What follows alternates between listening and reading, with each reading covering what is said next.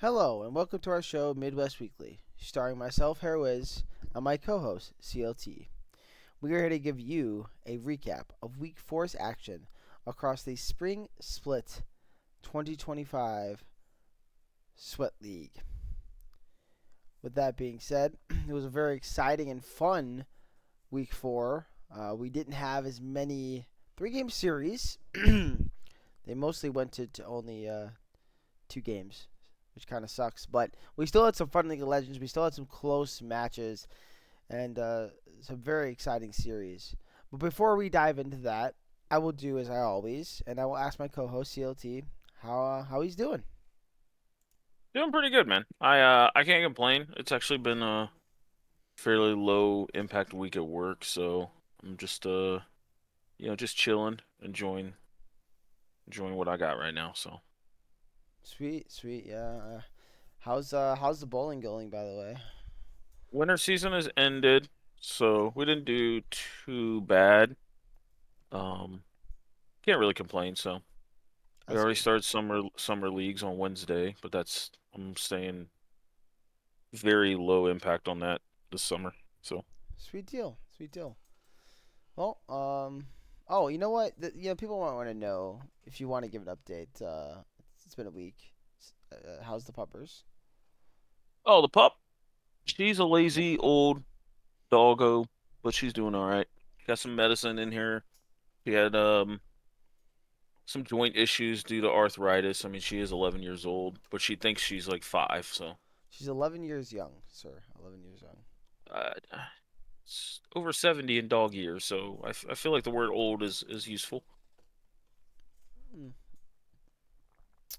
but Well, she's doing all right.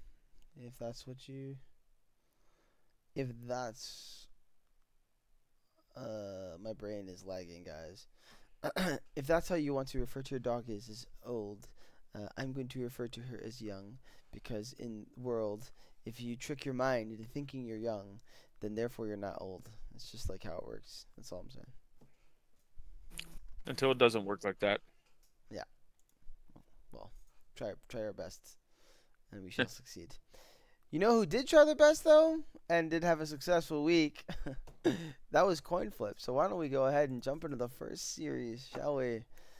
Coin Nice, Flip versus definitely. Femboys. Now, I'll let you talk about the series for the most part since you did cast it. But before we do jump in, I'd like to give a bit of a caveat here that Femboys did have a sub in this series. Again, not giving excuses to anybody, but I kind of wonder if that's a part of why the coin flip kind of handled them pretty. I don't want to say just easily, but it wasn't that. It doesn't look like it was a very difficult series for them when you were thinking this matchup was going to be like this high, intense, impactful matchup. Between two very good teams. So I'm just gonna assume the sub had some impact on that, but I'll let you kind of jump more into maybe what you saw in the games. Yeah, so game one, Coin Flip Femboys, pretty marquee matchup here in Group A. We seen very early on that Brandino was not holding back anything this series. He had back-to-back-to-back ganks and got the feats of warfare super quickly here in his game one. And he really just kind of controlled this early game for the side of Coin Flip. Now, I will say Femboys did have some pressure with Monk Mentality here in the mid lane playing the Electrocute Ignite Lucian. He did bully around Krieger just a little bit, but once Krieger got Roa and Leandries, it just felt like it was way too much health for this Lucian to go through, and then plus Brandino on Vi Malphite, and then Geoprow on kind of a shocker on an Enchanter here. There was not enough damage coming out of Femboys here.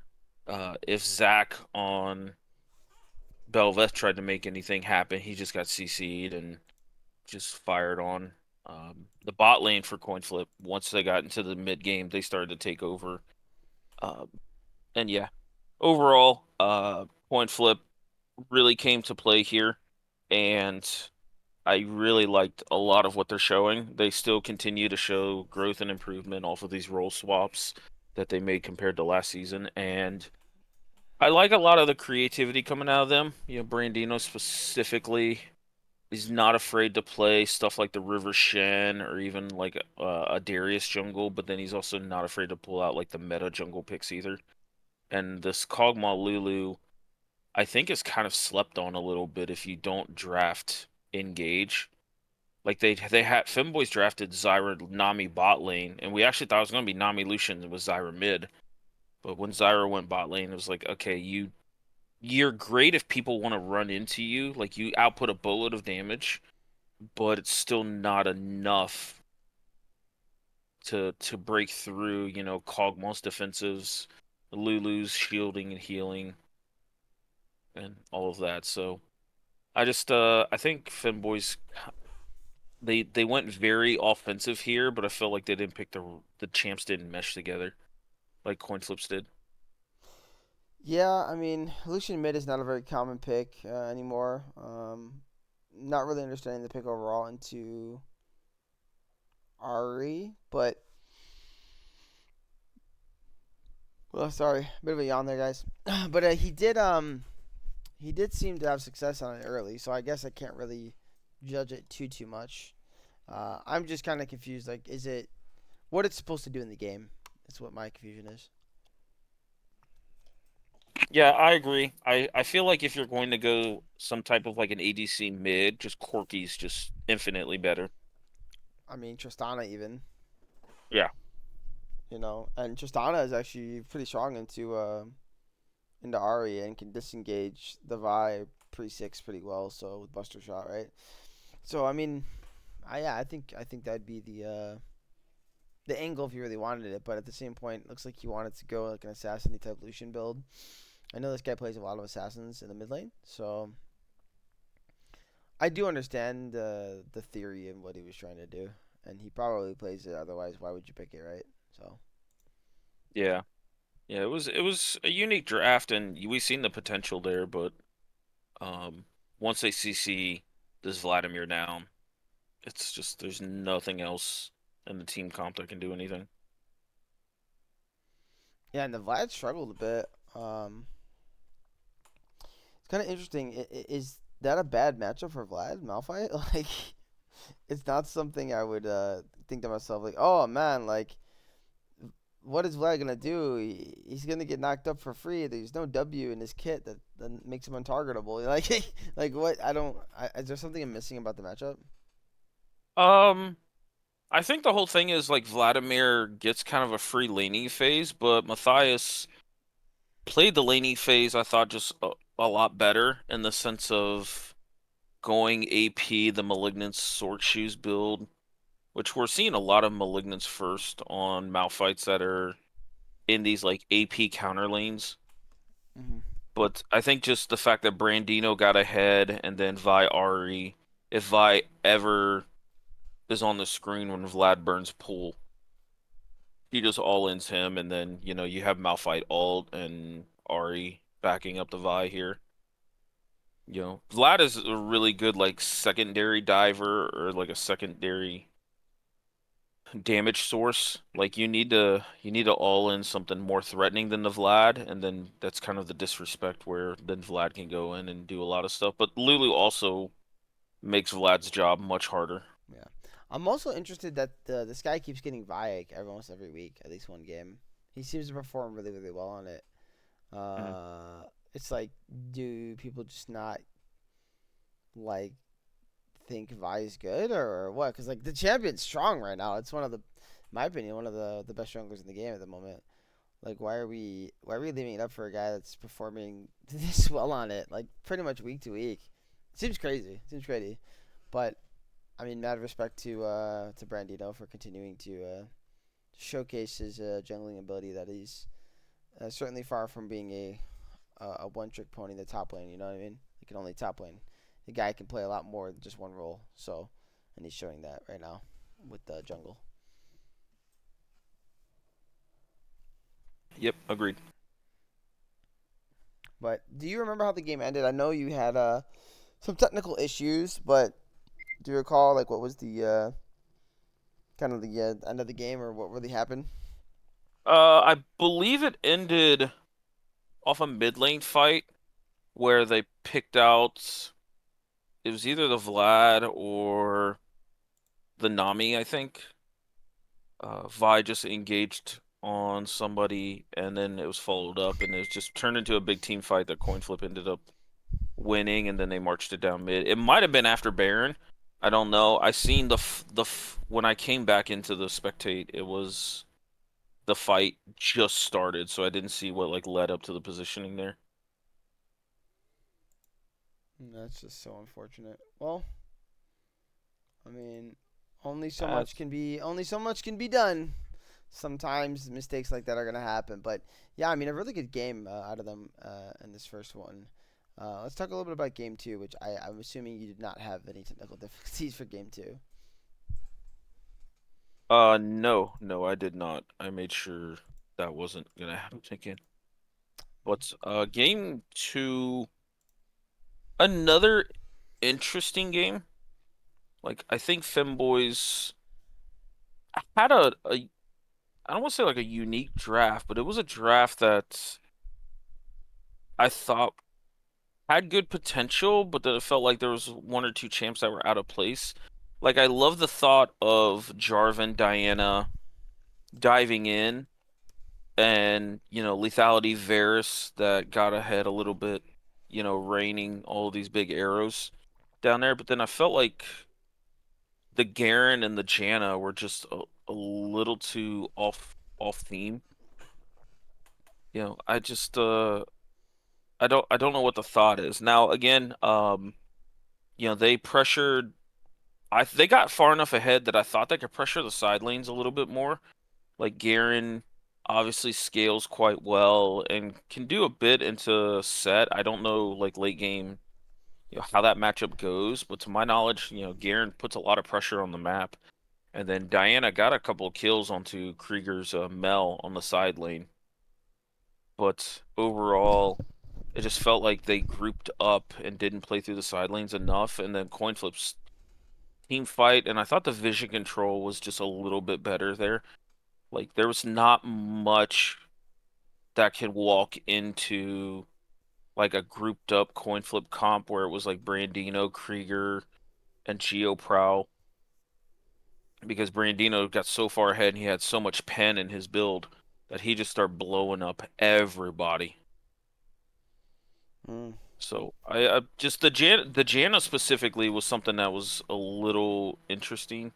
I know they probably thought Elise was gonna go bot just because GeoProwl's known for it, but Brandino's shown now, I think this is his third game on Elise, that he's not afraid to pull the trigger on this champion, and it's a jungler that not too many people in the league are playing right now.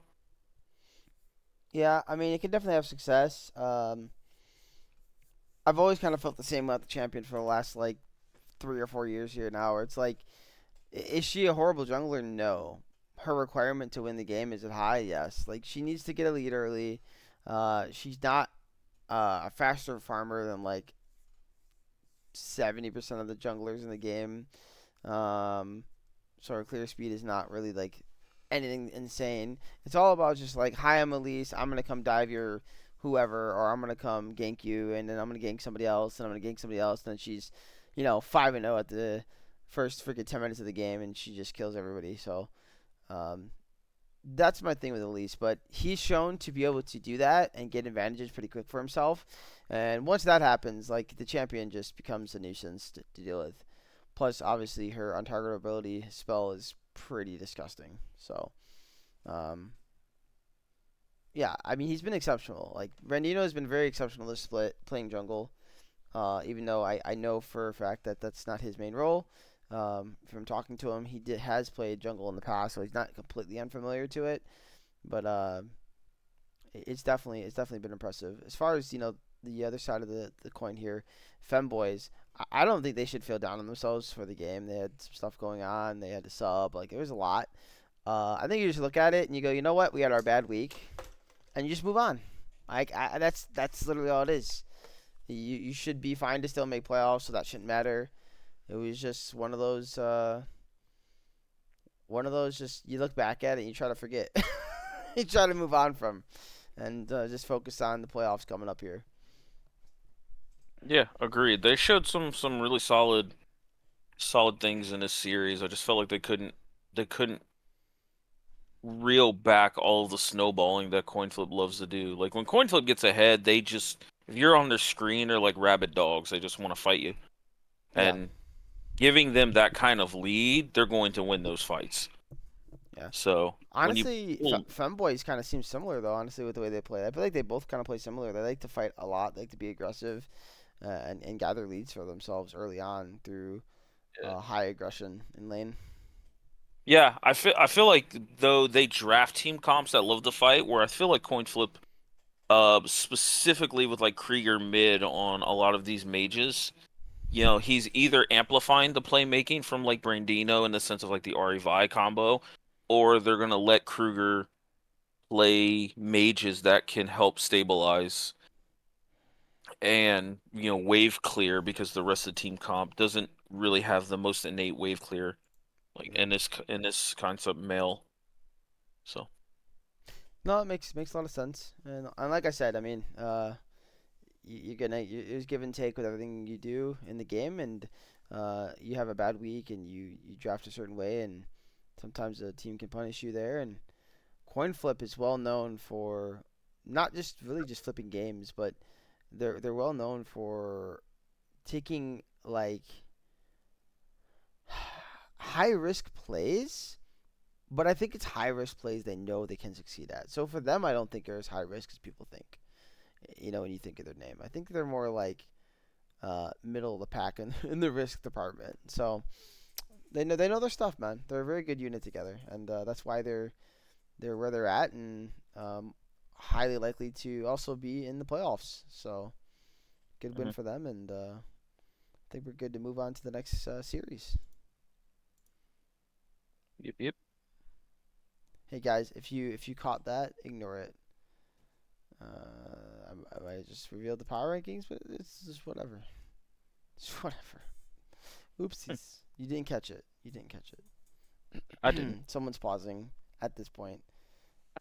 Don. Yes, probably. Son of a gun. Uh, Watch the rest of the episode, Don. all right. Well, we can go to the next series, like I said. So that is going to be. Let me go back here.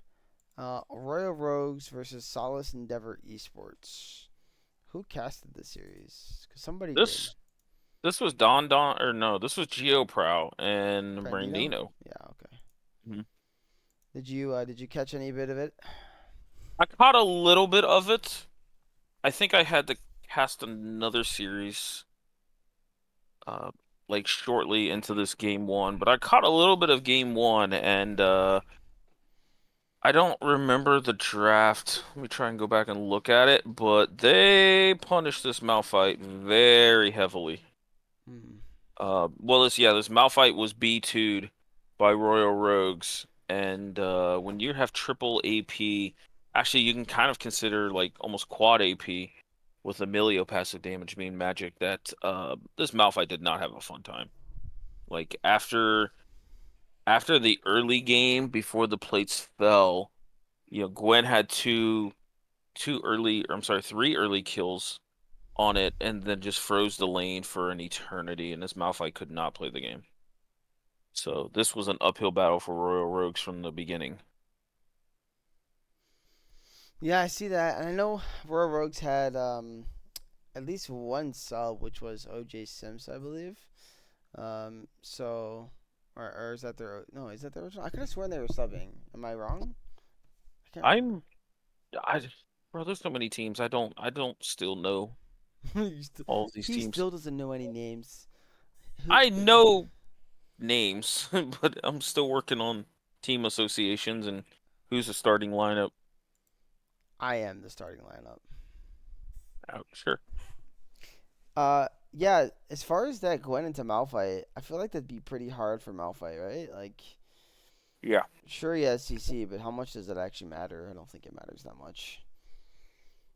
He generally wants to build, you know, build armor, and though he doesn't mind building magic resist, Gwen is the epitome of you build magic resist, still don't really care that much because I'm Gwen. So he's kind of in a hard situation there. And it's triple AP, which actually is kind of weird because he should have been able to itemize okay still, nonetheless, because the triple AP topside. But yeah, it doesn't seem like it worked out as planned.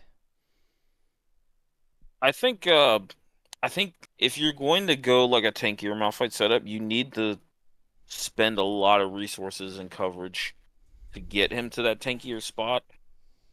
But versus Gwen, even if Malphite does get some MR and gets a little tankier, Gwen still has true damage. So it's like I just think it's a really, really hard lane for Malphite. I think it's just a really hard game, honestly. Yeah, yeah. I mean, there's really not much you can do. His main target is just basically the bot lane. That's pretty much it. So, but yeah, I mean, the solo lanes here look like they really did struggle. OJ Sims struggled a bit here on the Victor, and Gum Gum did his thing once again this week. We don't play enough was obviously having a great performance. The whole team for Solus looked in form, and this time they were able to pick up the win. Um, so I'm very curious how this is going to play out for this team because I do believe they have a matchup. I want to say against Coin Flip in week 5. I cannot remember. I'll stand by. Yeah, Soulless Endeavors versus Coin Flip week 5. Yeah, that'll be for playoffs, right? Um, that will be potentially for playoffs, yes. Yeah, it all depends. So for y'all wondering, it's head to head. Then it's strength of schedule. I don't really know if strength of schedule is actually gonna work, so I gotta double check that. I don't know if it does, but that's what Rusty has incorporated for tiebreakers.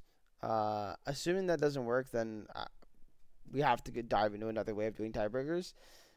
So matches still might be played. I honestly don't know, but I'm just gonna inform everyone now to be prepared for, you know, ending up in a tie and still not making playoffs or getting a chance to play for playoffs because of strength of schedule, regardless of head to head. So, But uh, that's a whole other can it of worms.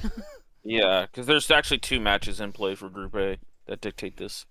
Yeah, so So, it's gonna be a very interesting week 5, and then how we handle it for All Stars week because that's normally when we play tiebreaker matches. So you'll definitely hear from us if there is though, right? But yeah. nonetheless, Solus is still playing for something. They're not out by no means. They have a chance. So week 5 is going to be very pivotal for them. But yeah, I mean, let's we could talk about game 2 a little bit here now. Just kind of watching it over a little bit here. What did game 2 have here, CLT? I did not catch any of game 2. This is when I had the cast. So, looking at the draft, Kaisa mid is quite interesting. Can we talk about the Mundo doing 45% of his team's damage? Oh wait, I hadn't even gotten to that part yet. Holy shit. Really? Yeah, man did 36,000. Next closest on his team was Smolder with 14K. Good Bro, lord. and they say tanks can't carry. It's just crazy, dude. I mean, the tank Um, is gonna kind of carry because it's a low range in your face team comp by Royal Rogues. So, like, I could see a world where Mundo stacks up this Heartsteel like pretty quickly. Especially if they throw ganks and try to keep this Nasus down, to where Mundo can just start pushing away Nasus. but it's weird because they had But ways to deal with Mundo. So that's the craziest part. Just the fact that he was able to get to a point where it seems like he just pretty much was straight up unkillable completely. Like they have armor shred and true damage from Vayne. I mean, Nasus is known to be pretty good into tank matchups as he scales up, and Vi has shred too. So very interesting. yeah, I see Mundo got a solo kill early. I'm trying to find out like how that happened, or if that was on like an invade. Well, I just watched him get a 1v1 kill at 8.5 minutes. So, Yeah, but all also this I don't I Nasus. don't know if Nasus should even be fighting that right there. Yeah, Nasus just kind of disrespected Mundo here level 2, and he just ran him down here. Unfortunate. Here at the 2-minute mark. So yeah, this Mundo got off the ground already. There's a second solo kill. Oof, yeah. I, This Mundo I getting didn't big. I didn't know that Mundo could do all this, guys. I did not know he was capable of carrying so hard. Just pay this guy, bro. He's been really really good, by the way. This guy, Yeah, we we don't don't play play enough. enough. He's been super super good. He's highlighted last week on one of the clips. I thought his Darius game was insane. Again, they didn't win, but he was doing everything in his power to win. Um, I've talked This new guy. I've talked a little bit about MVP. I think on stream. I just want to say like there are. It does feel like there isn't as many people that like really will like pop off the screen at you, but I do think there are people, and there's people like we don't play enough who he's gotten his team to 2-2, and I don't know if they're at 2-2 without him. He's had some really great performances throughout the split, and this is just another one where he's done very exceptionally well. Uh, it's just an example of one player. I'm not saying he is the MVP. I'm just saying when you're thinking about MVPs, like this is what I think of, right? I think of players that without them, the team value drops tremendously. And I'm not even trying to say like those other four players are bad. That's not even what I'm leaning at either. I just think you take another top laner and it's harder for them to play the game. This guy is just literally he's doing a lot of work for the team. So it's been very exceptional. Oh, you got a 9.5-minute heart steal. Oh my Yeah, lord. it's bonkers. But Yeah. I mean, there's not too much to talk about. The game was still kind of close. I mean, I'm looking here at 25 minutes. The gold lead was actually in favor of Aurora Rogues by 1,000 or so. But like, it was Mundo, man. Somehow Mundo kept the game alive through sheer Mundo will and power. Yeah, outside of Nasus, I mean, you still have a timer on which point Vayne can deal with him, but when he's Oh, outputting as much damage as the Vayne, oh my I get it, it goodness. feels bad. Go to 25 and a half minutes right after they kill Mundo. Uh, it's not like super flashy, but this is the type of stuff I love to see from teams and this support here. I don't want to mispronounce the name here. It's Maka TM. He Mocha. Mocha. Okay, is it Mocha? Okay, yeah, I wasn't Yeah, yeah. sure. Yeah. So he had a really nice zoning off the Vi play, just keep her out of the pit so they could secure Baron. Um, just like beautifully done. It's pretty standard right there. Like, what are your options, Alistar? Headbutt, Q, smack blast cone. Like it's performed exactly to what you'd want to see in the play. It's nothing crazy flashy, but man, like as a jungler, it really gets you excited to know that there are Hmm. people setting you up for success because you don't want a 50-50 there. The game the game is close at that point. The Vayne just got a big shutdown. Your Mundo's pulling people to the side. Even though he's given that shutdown, there's two members, so you have the strong side for the Baron. I think it was the right call from Solus in a game that they are struggling in, like besides top side of the map. Um, I didn't even touch on the Kai'Sa mid. I didn't even realize there was a Kai'Sa mid. Uh, Hmm. you know, what did you think about Kai'Sa mid? I like the theory behind the Kai'Sa mid. I don't know if I'm 100% with the build, just because you're into like an early laning phase like a Lissandra. She has a lot of early push against ADCs. Like Lissandra is one of the few mages that can like try to make a lane state be pretty even into aggressive lanes. That's why she's really good into like Yasuo, Yone, LeBlancs, stuff like that. So I felt like if you would have gotten like Static Shiv and then started to spec into AP, kind of a little bit of a hybrid build until you overload with AP late game, then I think the Kai'Sa really has a lot of stinging power with the W, but it's not something I've seen recently. And even when Kai'Sa was meta, she uh she went a little bit hybridy into the AP. So, but yeah, fucking this Moondog just got so massive. Holy shit.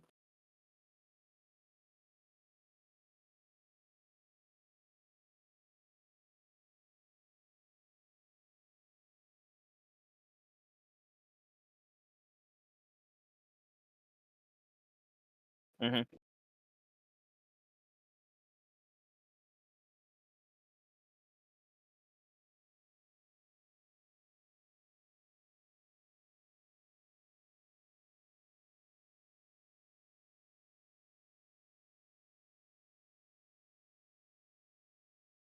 It's just weird because like he's a tank that actually snowballs just because he gets more damage from the flat health that he's building. No.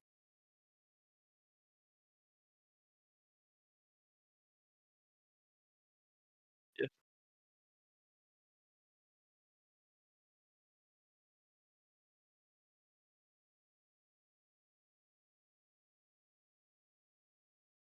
Hmm. This Mundo just literally runs it under the turret and tanks like the whole freaking team. I mean, but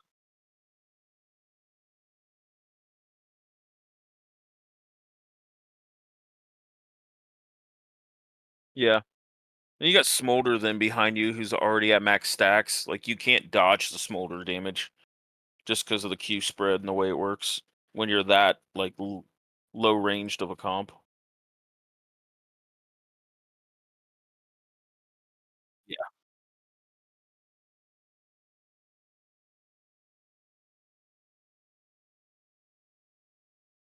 Yeah. I feel like this is more of like an Enchanter Janna angle to help the Vayne out a little bit.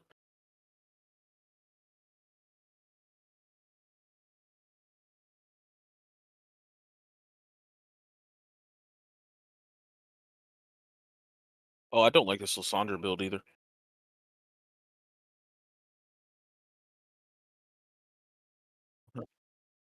Uh, I think you go double burn into, a Mundo that's ahead. Also, double burn allows you to try and stall out the game with wave clear.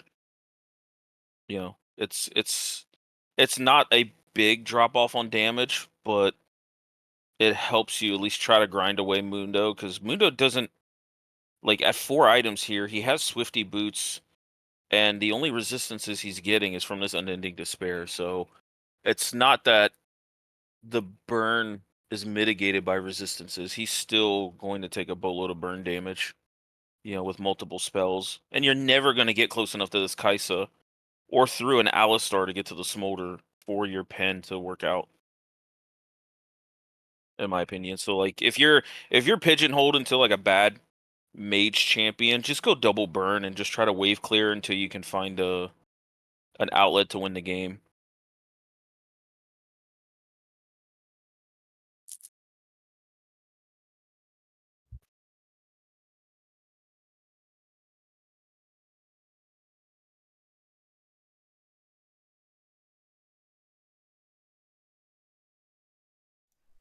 Sorry about that. Yeah, we're technical difficulties again. I'm here clicking buttons. But yeah, we're good to move on to the next series, which is Instinct versus Ninja Turks.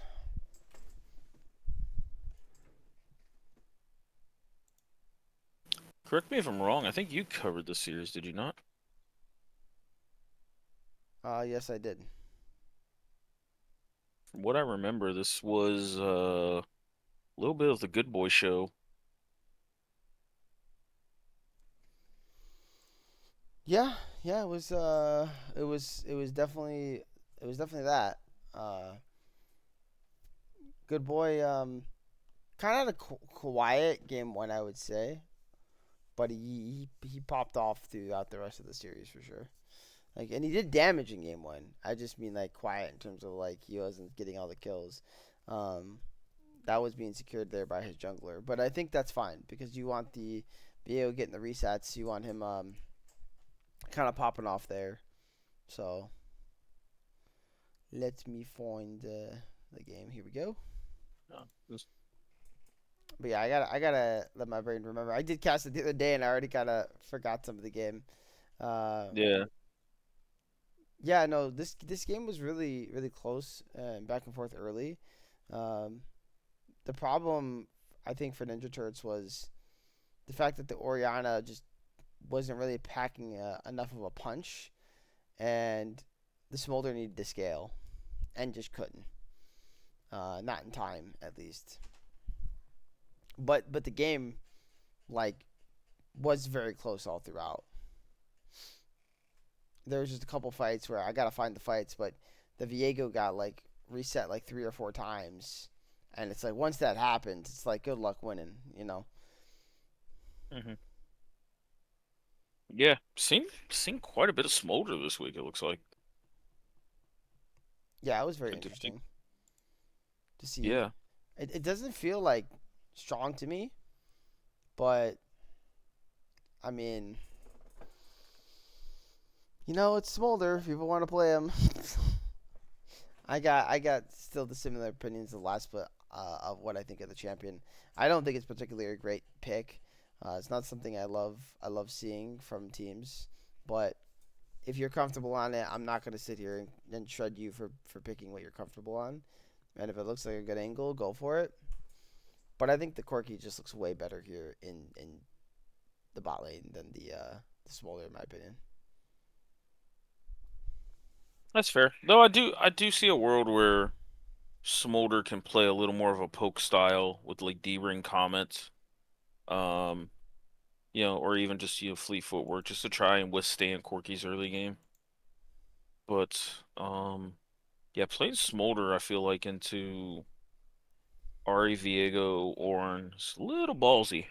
It's Ari Viego, so it's not like Ari Vi, but still like a pretty comparable duo. Yeah, there was actually a really really nice play here. It was right after they got Otacon.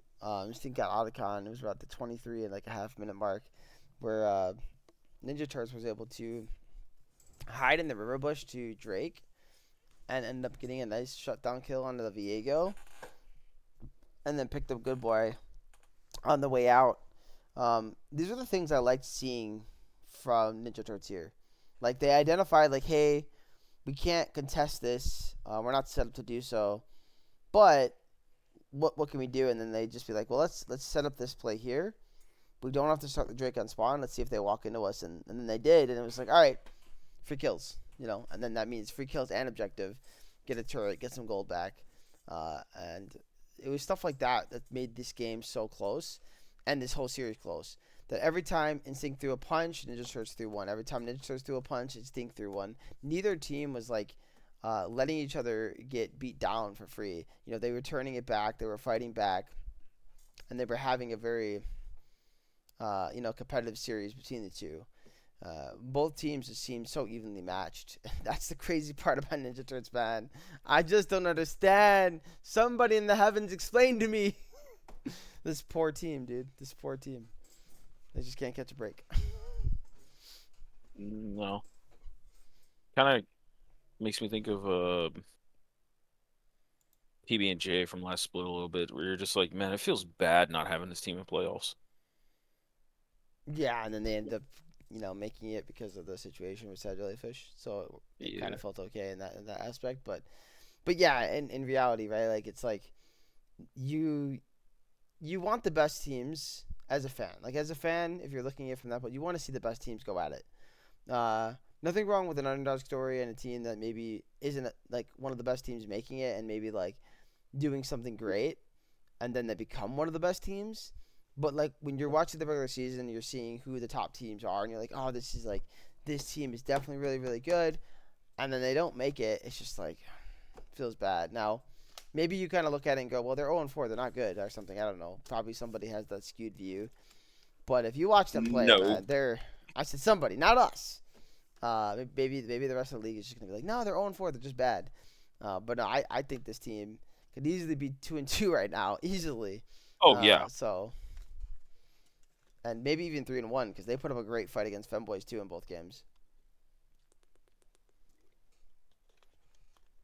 Yeah. Man, yeah, this oh nice charm by good boy. Yeah. I see where this game opened up a little bit, but yeah, they put they put up a hell of a fight. Yeah, and like I said, I mean, Good Boy was doing his thing as usual on the damage charts. That was not a problem, and but he was setting up Avalon very well. Arctic was honestly doing work on the top side of the map. Like this was actually like a really good game out of him. Um, we can kind of touch on what happens there in game 2 and 3 for himself specifically a bit, but Like they performed really really well here in game one as a team, and that's not taking anything away from Ninja Turks. They just, like I said, couldn't find their angles, and they eventually just kind of caved because the wallet got too big and they could not fight through it anymore. I see the theory behind this comp. I actually like it. The Mbessa Jarvan with Ori. Like I like Ori in this comp. It's just unfortunately there's a lot of mobility that it's easy for her to whiff an ult with Mbessa diving in. I just seen it like a couple of times here. Just scrolling through this game. Yeah. But yeah, Um, jeez. and the game ends it's with them just trying to go for a Baron check, and J4 sadly is sitting on a ward, and it's one of those you look back like, man, if J4 is just not getting caught there on that ward, I think this game continues, and it maybe they can find a way to win. But after that, they picked off some older, and they just basically walked into the base and just hit the turrets. So, but yeah, Yeah. we can jump into game two here. So game two, this one, Mr. Bufo was absolutely insane here on the Jacks. Number one, number two, Tanglefish and Nexus did their thing in the bot lane. I think even at one point like 1v3, or not 1v3 but 2v3, um, and playing extremely well. Even with that said, Good Boy was going off in the mid lane. Like he was one like solo killing Sam Lad. I think for like on repeat. This poor guy like just he could not get off the ground in the mid lane, but it didn't matter because he kept his head in the game. He saw his bot lane doing well. He saw his top doing well, and he had a couple of plays where like they were still pivotal plays with the team. But man, it was so close to just being the 2-0 here because of Good Boy's performance. But Ninja Turks was able to pull it back, down pretty big at one point in the game. I think it took to nearly the end of the game for them to actually acquire a gold lead. So, if He you, took a game off Good Boy Syndra. Whew, save that screenshot. yeah, I mean, if you look here at 14 minutes, they're up 4K, 8 kills to one. The Zier's 0-4. The Syndra's 5-0. You're like, if you're on the outside looking in, you're like, this game's over. Like Jax hasn't even found a play yet. Like he's got a turret here at 14 minutes, which is nice, but he hasn't even done anything meaningful yet. Uh, and that's the crazy part of the whole thing. So, Arctic was cooking a bit here on the Sejuani.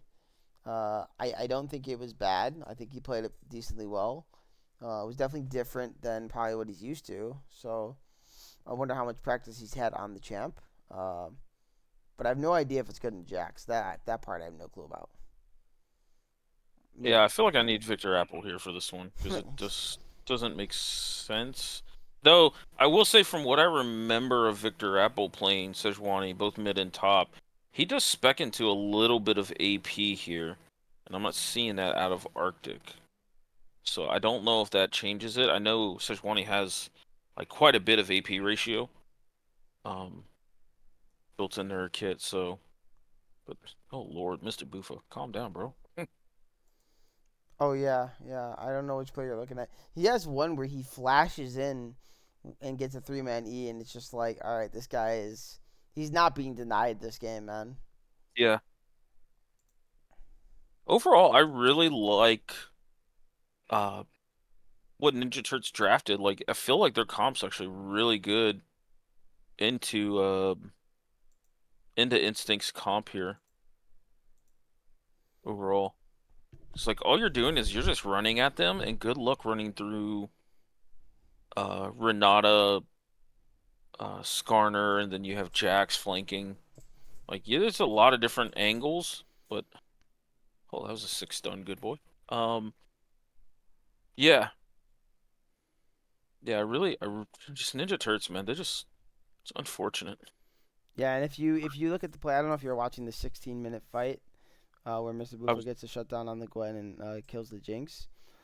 Dude is literally 0-1 at this point in the game. He's barely alive. He goes from 0-12, nearly dead, to 10-3, and just absolutely popping the fuck off. I have no words, man. It was crazy to watch. It really was.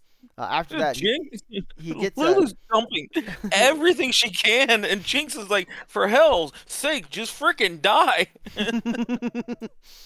My God, that's the 80 carry 2025 experience right there. Yeah. Just die. I have a Lulu behind me. I'm one item. Just Yeah, and then die so I and can then run away. good boy makes a crucial mistake and gives over a shutdown and 1,000 gold for Mr. Bufa, and it's like, all right, man, now we're on. Um, Yeah. and so for as good as Good Boy played this game, I honestly think that mistake was specifically the most crucial in terms of like turning the tides of the game. And I'm not here to shit on him because he's fantastic. It's more of just like if that play doesn't happen, I actually don't know if they win this game. If Ninja Turtles can win this game. But like all of a sudden, Jax just got all this gold in the last minute and a half from the top play, and now this. And he was showing signs of coming to life and kind of finding his mojo, dude. And it was like, oh my goodness. Yeah, Mr. Bufo was feeling this game. Yeah, and he's been very excellent all split too. By the way, like he's been very very good top laner. Probably pretty underrated because you're on an 0-4 team, so you kind of maybe get forgotten a bit. But I just think every member of this team has been pretty excellent. Tanglefish is somebody that I know a couple players have highlighted to me. I think he's been fantastic in the AD carry role. Um, Nexus helps make that possible, and then Woohoo and Sam Lad, I just kind of play with the team a lot of times and just set them up, and they perform well regardless of how their game is going, which is really also good to see. It's like, hey, I might not be having a great game, but that doesn't matter because the rest of my team is. So I have to identify my job and set them up for success, and he does that. Him and Yeah. Woohoo do that. So um, it was it was a freaking banger game, man. It was like I think 36 minutes or 37-minute game. I can't remember the exact time. It was a long game game two because the nobody ended up getting sold. I don't think. I think we ended up with like a Baron into them taking the Drake after Baron on Instinct maybe or something like that. Maybe they did get sold because this I'm trying to remember here. I'm kind of checking it over right now because he had Looks like there was a fight for Soul here at about 34 minutes. Oh, yes. what an ult by Nexus here. And then Sam Lad just shuffling people back. Yeah, see, this fight was disgusting. Yeah, I remember. Yeah, this one was just ridiculous, beautifully done combo, and then the team just like started to disappear, man. And this was the game-winning fight. This is Bufa's Mr. Bufa's death for the win. He said, "I just do as much damage as possible," and then Tanglefish went in and cleaned up the rest of them. Uh, yeah, it was a crazy game though. So yeah, nobody did get soul. See, I couldn't remember it. I was like, I don't think anyone did. Yeah, it was a soulless game, but it felt like it could have. It also this game felt like it could have literally went forever if a few things just went slightly different.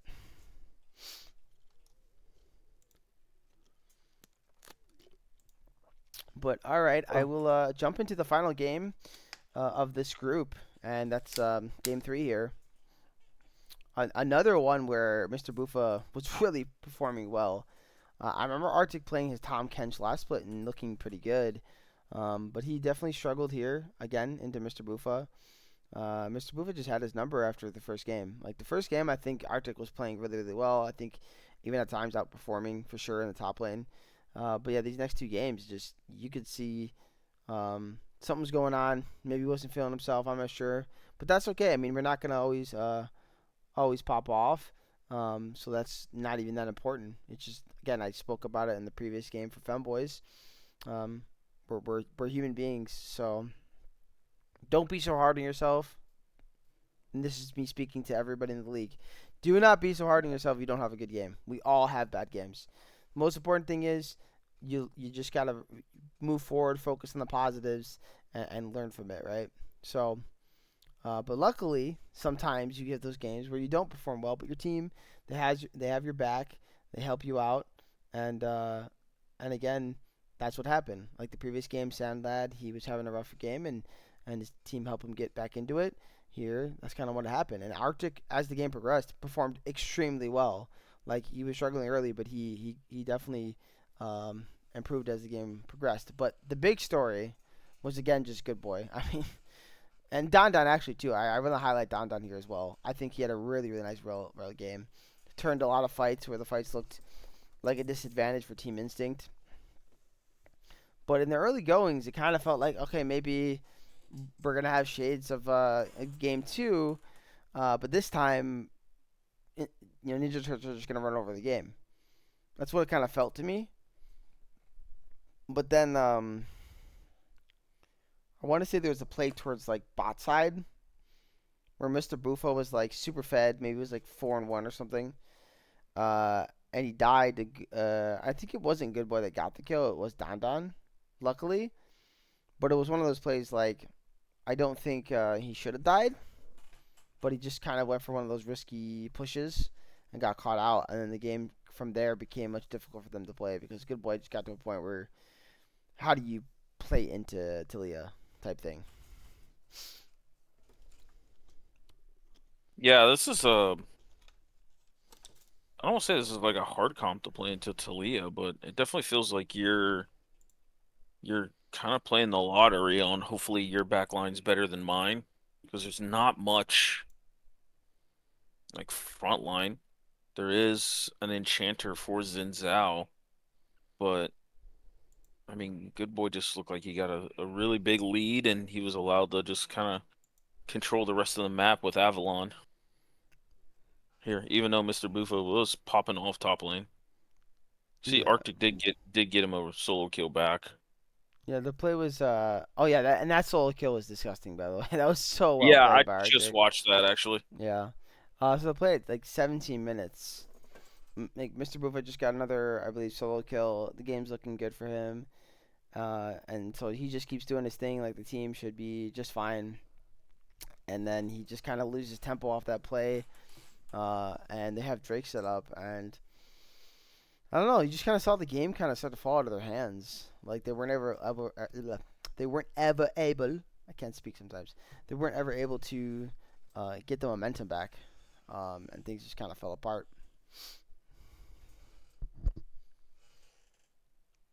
What do you think about Tom Kench though? I'm kind of curious for you. Like where are you at right now in the current meta, and what do you think of a top side? I don't see it much top, so I don't feel like I have like the most like source material to judge him. I just every time I see Tom Kench top, I'm like, okay, you're a better laning Scion, but to me, Scion just team fights a lot better, and he doesn't it the ease of execution on Scion is much lower. So I don't it's not a direct one-to-one, but it just feels like Kench can just get kited out against the right comps. And where like Scion at least has this map movement like macro uh, kit to be able to influence the game a little differently. Tom Kench is like I either beat you 1v1 or I'm just absorbing cooldowns. To where like Scion's like I can actually kind of get in there brawl and ult. So I don't know. Like it is a big beefy tank up top and it does do well into other tanks and even into some fighters. But overall, I just feel like there could always be something better than just a Tom Kench top. So I don't have the highest opinions on it, but again, I just don't see it enough Yeah, to commit to that thought. I will say that Talia looks pretty good. Like what I've seen from it in the league, that champion looks pretty strong, regardless of who's playing it. I think it's in a pretty good spot. It's quietly becoming a bit of a priority pick. I think. Um, Yeah, I think in Fearless, she rises up in priority as the series goes on, and especially if like mid laners get targeted. You know, Talia is a good safe mid laner. She kind of took Oriana's spot a little bit, just with way less utility than what Ori can provide. Where she just doesn't, she can negate bad matchups enough to always remain relevant, useful. yeah, and I think Ori is in the spot where like she's a mediocre mid pick to me. Like if she's in the right circumstances, she's like really great, and if she's not, she's just kind of like okay, it's Ori, whatever. You know, you hope that you get a really nice alt off in a fight or something. Uh, so whereas like Talia, she provides map presence that Ori cannot, and I think that's part of why I think Talia is kind of finding better success. I feel like stationary mids just aren't in a good state right now. Maybe I'm I'll reading the tell that meta to wrong. Syndra. I don't know. It's just weird too. She's got. I don't know. I don't think Citra's in that good of a spot either. I think she's good. She's better than Ori, but I don't know, man. Like, I think there's a tier list of like stationary mids, and Ori's like the worst one in the sense of like if you need her for damage or like wave clear compared to like Syndra and Talia. But then Syndra and Talia play the game different enough that you can interchange them a little bit, yeah, you and know. I don't really consider Talia as stationary as them though, because of the way she moves around the map. And I guess that's what I was more leaning towards. Like, she's really quick to objectives, and I was gonna say like right now it feels like a heavy objective meta. The last two splits that we've had in this season, um, so the end of last year's split that ended in this season, and then this current split, objectives have become basically the game. If there's an objective on a map, you play around it. I feel like because Talia can push a wave and immediately just like sprint over to that objective, makes it really really strong for that. It's kind of similar to why movement speed was really big. Like what at the end of last part of the season or whatever. You know, like 3 or 4 patches ago during the Darius meta. It's kind of like that to me. And you get to things quick. If you're the first there, you get first set up. You have a high chance of just winning games by doing that. Yeah, there's a world where like you're much more scared of walking into a Talia than say like an Orianna or even like a Syndra that's on even playing field, not ahead. So there is some zone control and a lot of fog of war control that you have to respect against Talia compared to some of the other stationary mids. So Yeah. like I can see that for sure. And that She's definitely underrated. that brings me to my last point. I think Victor isn't great right now either. I think if you're playing this league, you should avoid the champion right now. I don't think it should be picked up very often. I I would agree because I feel like Burst Victor gets outclassed by like Syndra and maybe some other burst mages, even like Lux in that regard. But they also bring more to the table to where like Victor, if he can't clear a wave, especially if you get Baron minions against Victor, if he can't one shot a wave, he just feels kind of useless. Yeah, And if you play him for that wave clear zone control, there's just other champions that do that better too. absolutely. So But yeah, it's I will say with that said, I think we're good to move on to the next series. But really well played by both teams, highly competitive series, and one of my favorites for sure of the split. hmm So that's the end of Group A. Let's jump into Group B with one that neither of us got to cast, but I know you did get to record, which is a bit of the surprise one. I think is Vibe Check versus Bucket John Betts, and Bucket John Betts being able to pick up this victory. Yeah, this was I think one of the first series that were played this week, so my memory's a little fuzzy on this, but Bucket John Betts, I mean, they continue to just beat the people that are in front of them. Yeah, I think that good or bad teams are indifferent. They don't really care. And that's with I believe no their mid laner was here, but I know after this week their mid laner's out, right? Like he's on vacation, he's away. So yeah, I just realized Sunflower played in this game. yeah, yeah, I had the pleasure of subbing against them. Like, they're a freaking really solid team. Yeah, what do you think about Victor Apple pulling out some regular mid laners for once? I think it's a great thing because against the better teams, I feel like you're not going to be able to have the surprise factor. Because I think the one thing that gets underrated about some of these like surprise mid laners picks, especially that like Victor Apple pulls out, is like the uncertainty of how to play against them, and you kind of just get taken off your game. To where these good teams, like they're stable enough that even if you pick like a Sejuani into a Victor or something, you're just like, okay, I'm gonna play my game, and we'll see you at team fights and see how our squads match up together instead of just lane by lane.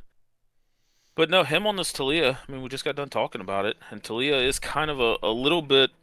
It's not a counter. I will never say it's a counter to Azir, but it is like a check in the sense of like if you play it well and you keep tabs on Azir, you can make Azir's life pretty hard. Um, so I do like the matchup overall, but it felt like there was a boatload of action looking at this top lane here.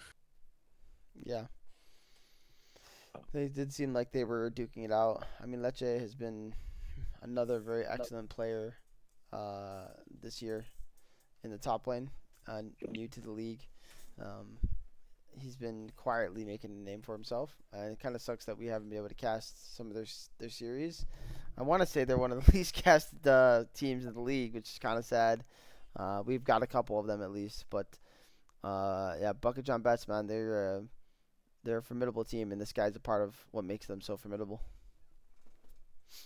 Yeah, And it's in the yeah, after pack, by the way. He's very, very good. Like very, mhm. very good at the top lane. Yeah.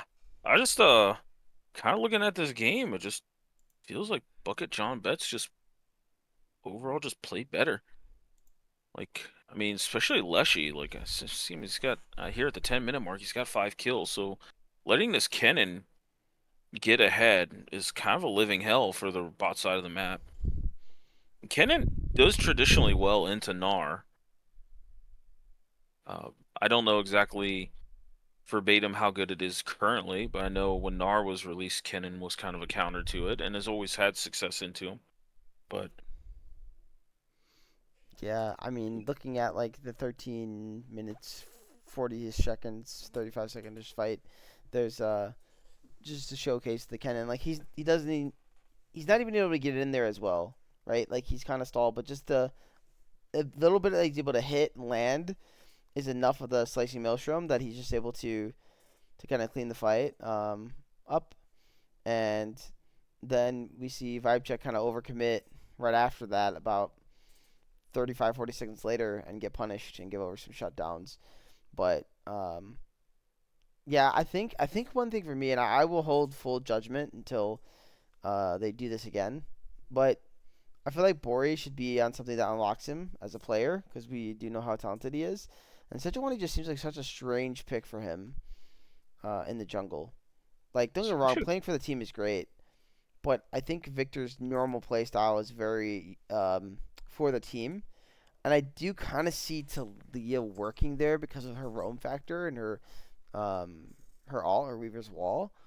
But I do think that you can still run that, but maybe just somehow find a way to allow Bori to also play something just a little more aggressive. I'm not saying he has to play freaking, Kazakhs and go one shot kids. I'm just saying like maybe the Vi, the Kindred, the Xin Zhao, the Grave, something like that. I don't know. Something in that line would make sense to me. I think if you're playing Sejuani as like the only solo tank with no melees, just swap Bori and Victor. Give Bori the Talia jungle, which is still respectfully pretty good.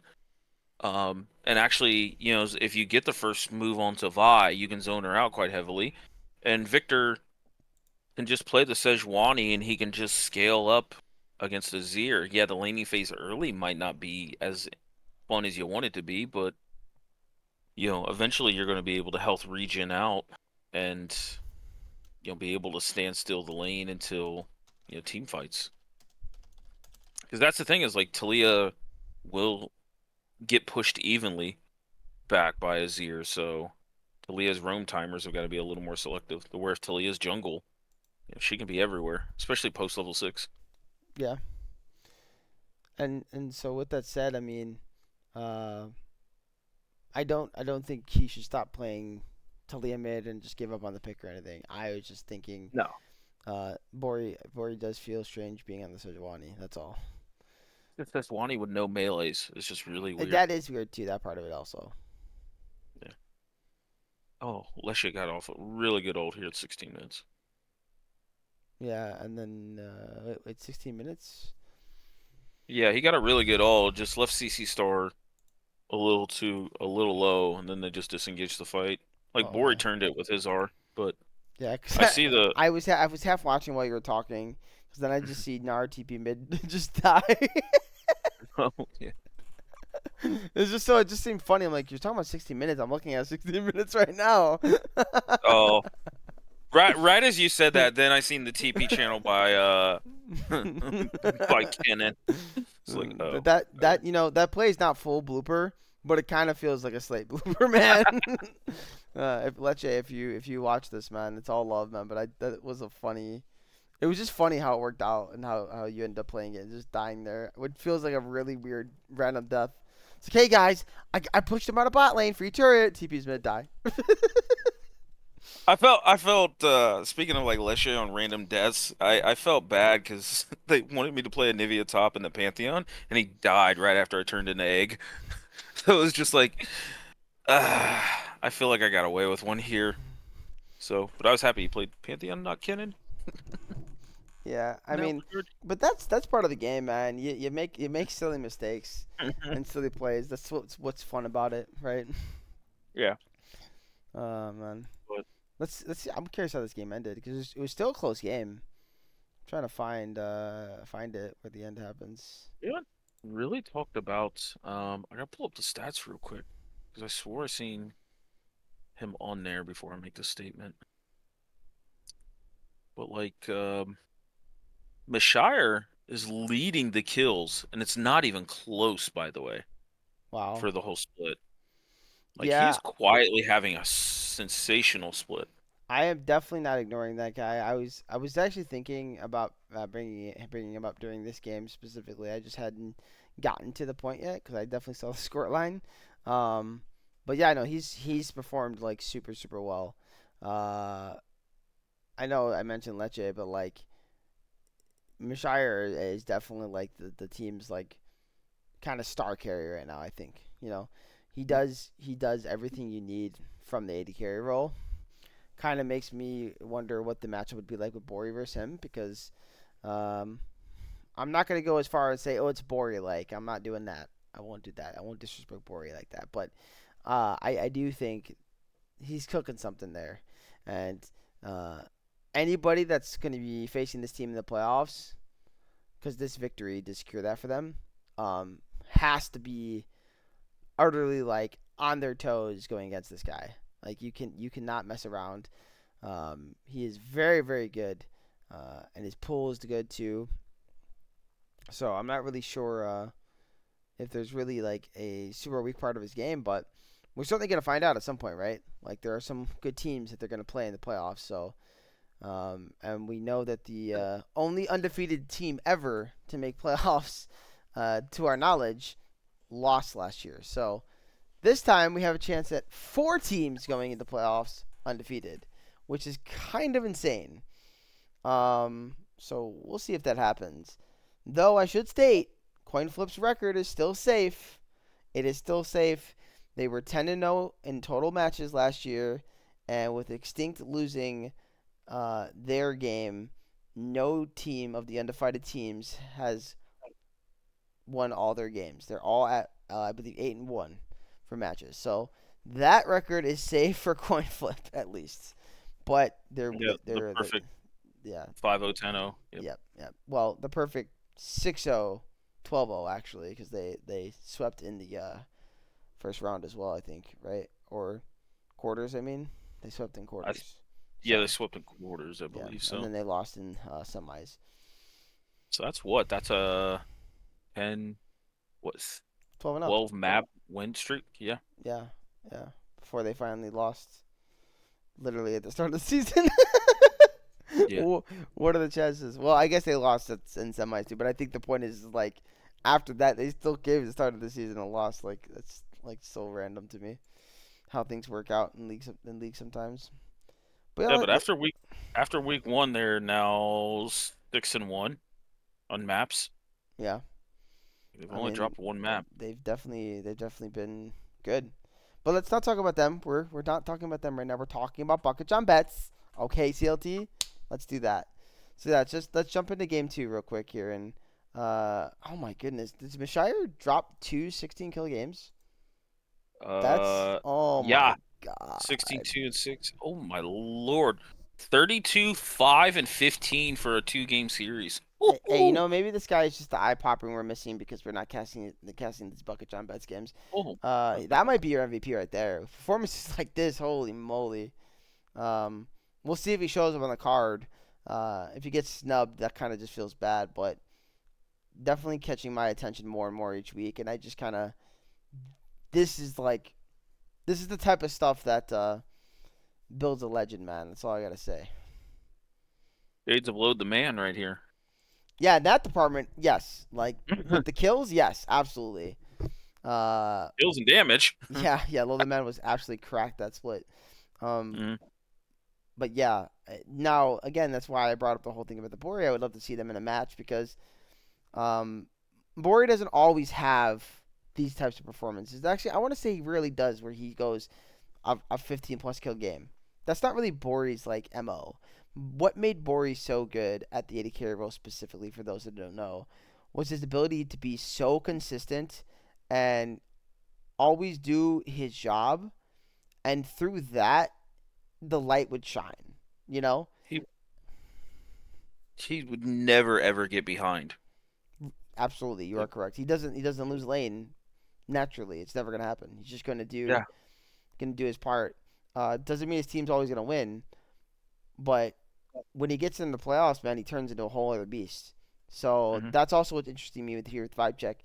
What's Bori gonna be like in playoffs in the jungle role? Is he just gonna turn into that same Bori?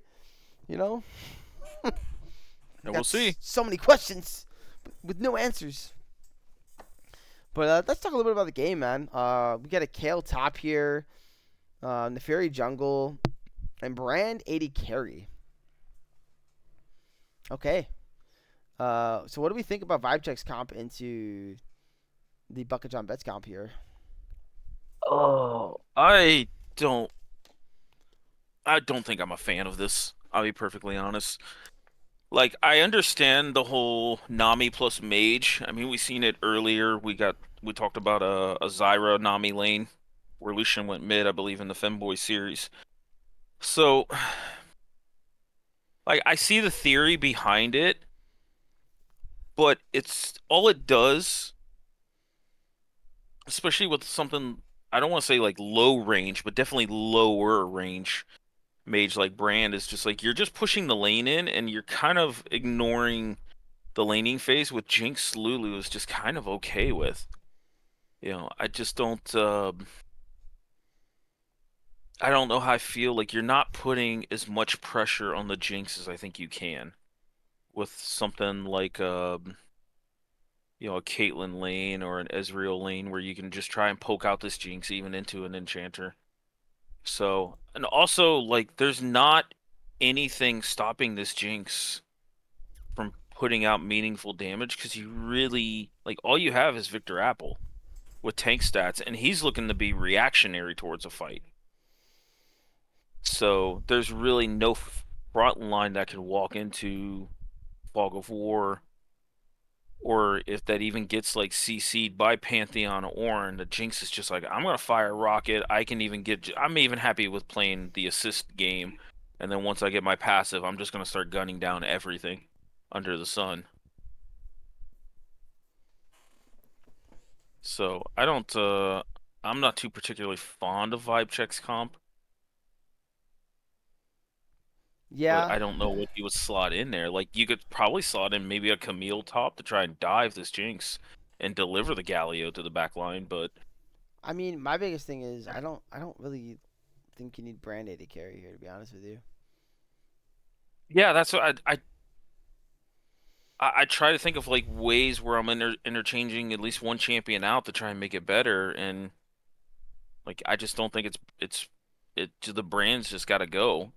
Especially looking at Bucket John Betts' comp, they're really spread out unless you play them in like a jungle fight. That brand doesn't get the most value. Yeah, I mean you could run a hyper carry in the bot lane if you wanted to. There's enough defense there with the Kale plus the Galio Nami to make that a possibility. And you have hyper carry top, hyper carry AD carry, and one's on hit AP and the other one is AD. And then you have your tank and assassin, or like bruiser, I guess. Neferi's not really assassin anymore, more a bruiser. But yeah, you have that setup. I don't know what that looks like. I think I think Kog'Maw might be okay in this game. Actually, like I was gonna say no, that's horrible, but I'm like looking, I'm like okay, so the only threat for Kog'Maw really is just a Pantheon, like to truly be in his face. You could say Yeah. Orin, but like it's just Orin. Yeah, it's either Orin's on you or he's not. But most of the time, like if you've got a team peeling you, he's just not gonna touch you. So if Pantheon doesn't touch him and never gets on him, I think he just free hits. Yeah, I Make could see that. and then you have the Kale ulti to make sure that he's safe if Syndra tries to say I'm gonna blow you up or something.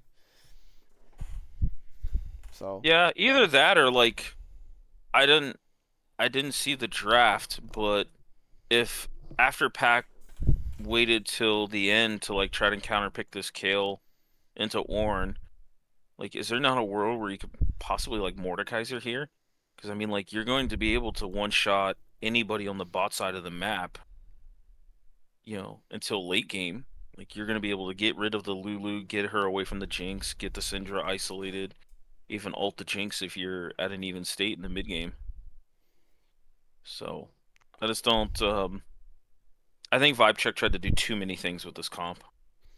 and the other thing is they had a lead early. They also could just go for a comp that just like crushes early, right? Into the scaling Jinx Lulu Syndra, like plus top lane, obviously being Ornn. You probably just want to win the game before 25 to 30 minutes, so maybe that's Yeah, but something they run. I see here at 4.5 minutes, like Jinx has 2 kills already on this brand. Sure, but if you check back later around like 17 minutes, the Jinx is 3-2, and the game is 31k to 28k in favor of Bori and the boys. So, I mean, I that's just because Mashire's just good, bro. He's just so good. He's just built different. He's just built different. That's what we're coming to realize. All hail the new king. Bori's like, no, no, no. I'm not playing. I'm not playing AD carry. There's no new king yet. um, but no, I just yeah, man. I don't know. I really don't know. I don't know what fixes the comp. But both comps kind of did have late game. It's just the late game that Bucket John Betts has just seems better in terms of the safety nets. Yeah.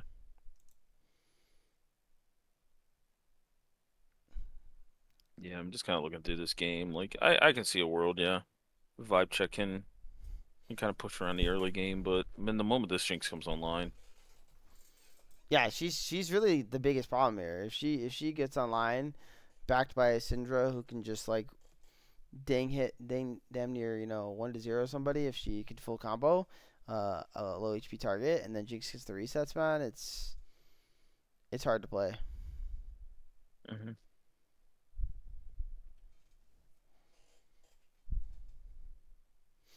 But I mean, even looking at it like 20 minutes, the game is still so close.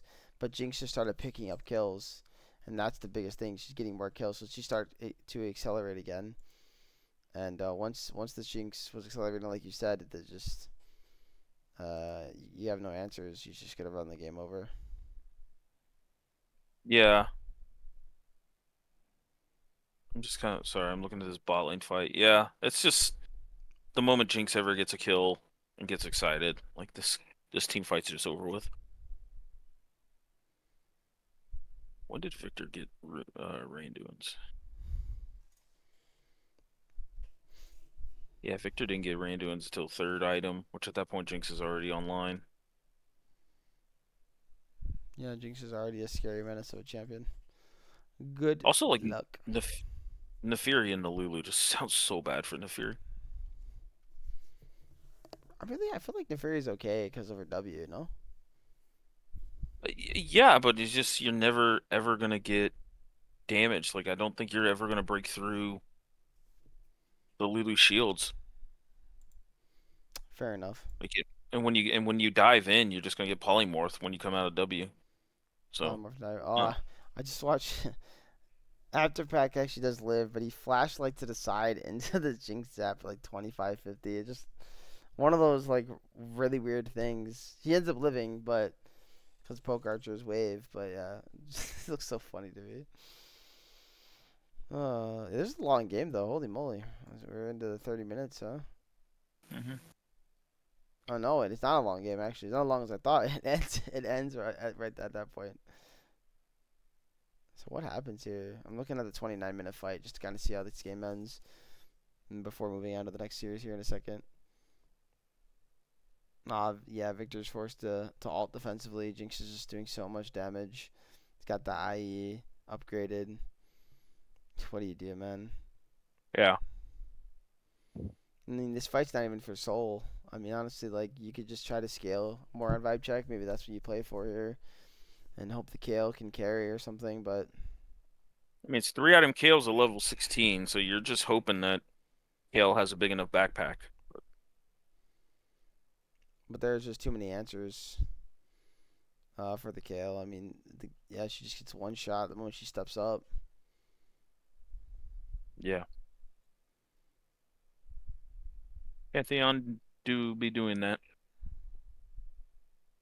Just walks up, point and click, stuns you in the face, and the rest of your team just goes, okay. This is just a sad way for the game to end, though. Actually, watching this, like it's just like basically team just slowly walking in one by one and dying. Yeah. Such an NA thing right there. Poor vibe check. But yeah, I mean we'll call it there. But hey, great performance here by Bucket John Betts. Man, they earned themselves uh, some true street cred with this victory. And Mashire, watch out for that guy because he's coming. He's coming for you Mm-hmm. guys. What do we got next here? I don't know. What I What will did tell my you is battle? my Battlefy is tweaking out. Is yours tweaking out too? Yes. Yes, it is. Told me to try again in 120 seconds. Mm. Well, we can't look at stats. We'll see if that loads. But it's UAFS versus um, Capachungus Among Us. Say it So right. what? What do you mean? It's Kappa Chungus Clungus Among Us. Oh my God! Look, they're gonna say something in the chat, man. I just wanted to say it quickly. Okay, it's not that. That's why. It's not That's why that I call him serious. KCA.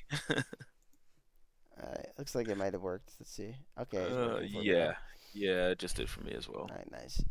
Yeah, so this is UAFS. Actually playing a pretty tight series, I think, against Kappa. We've talked about Kappa growing a bit each week, and once again, like they do seem like they're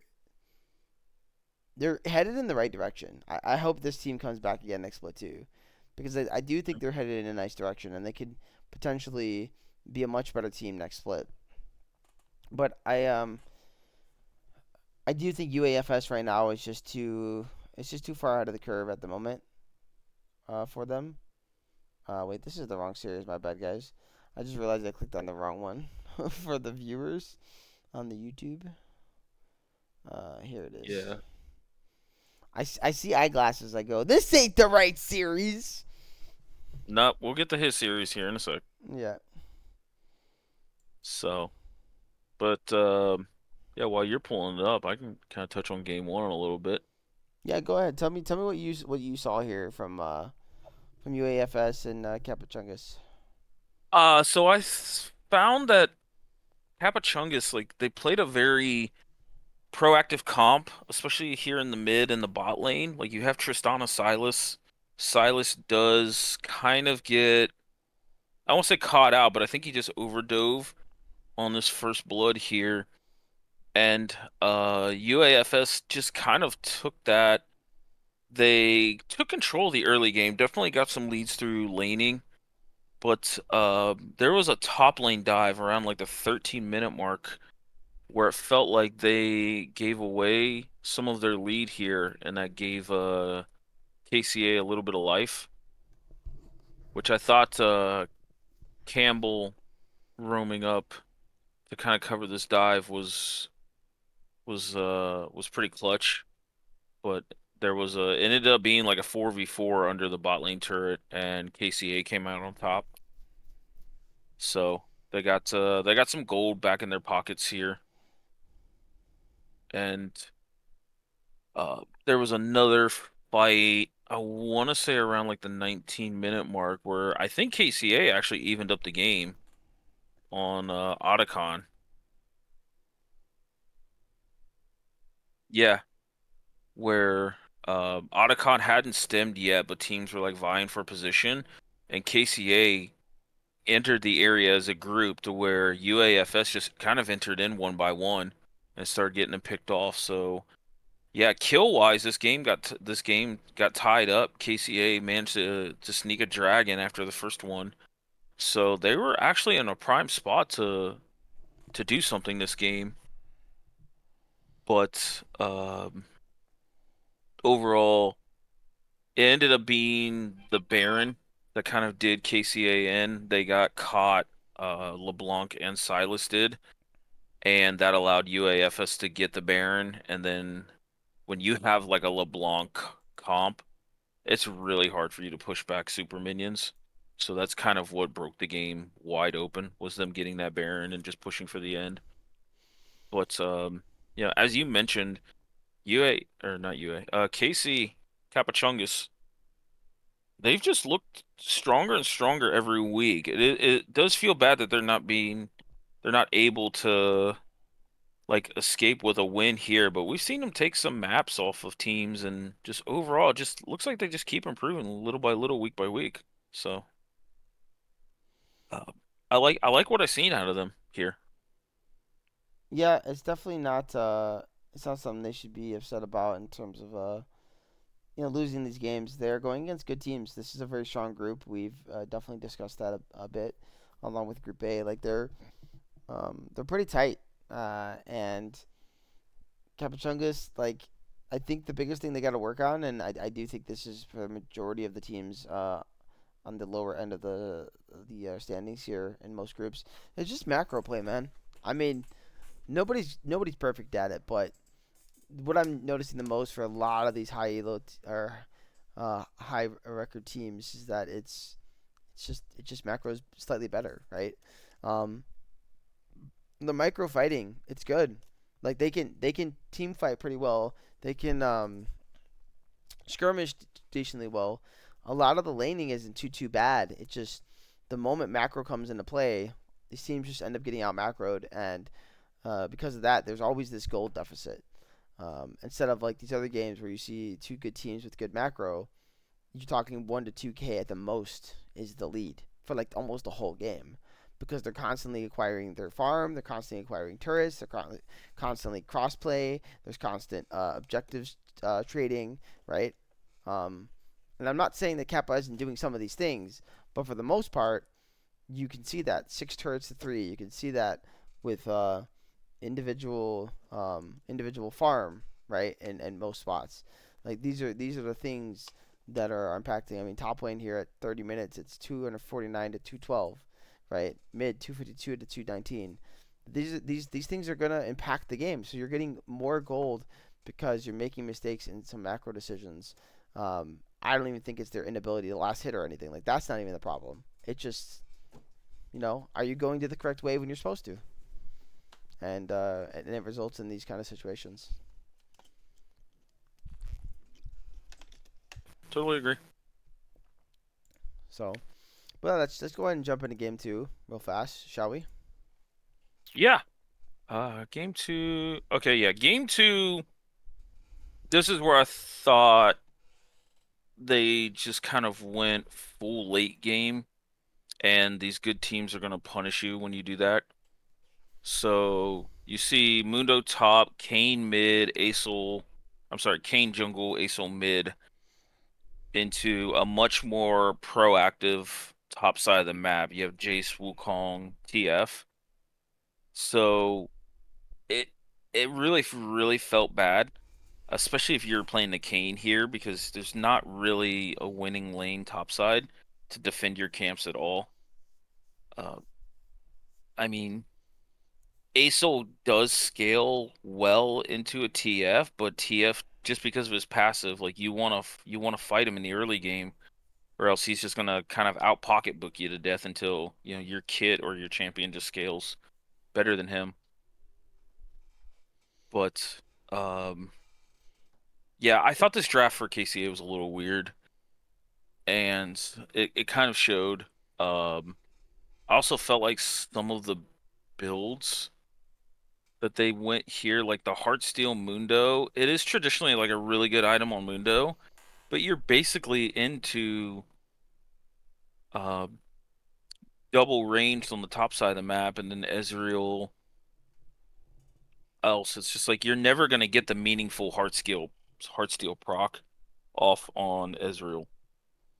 Like you're never gonna walk into Ezreal and get that big fat juicy auto. So I felt like that was a little weird.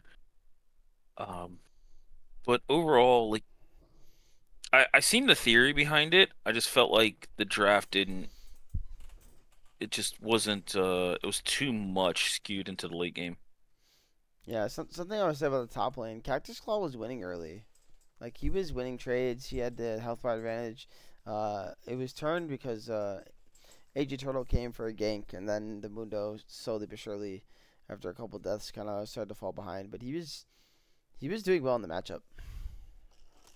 Yeah, there's a fight at I think it's around the 17-minute mark where they tried to catch out this Jace, and Jace kind of did some alcove gaming, but then the rest of the UAFS team TP'd down and roamed down here, and it created just a team fight where UAFS kind of won it just because of the pocketbooks. Now I know Acel had a really solid ult here.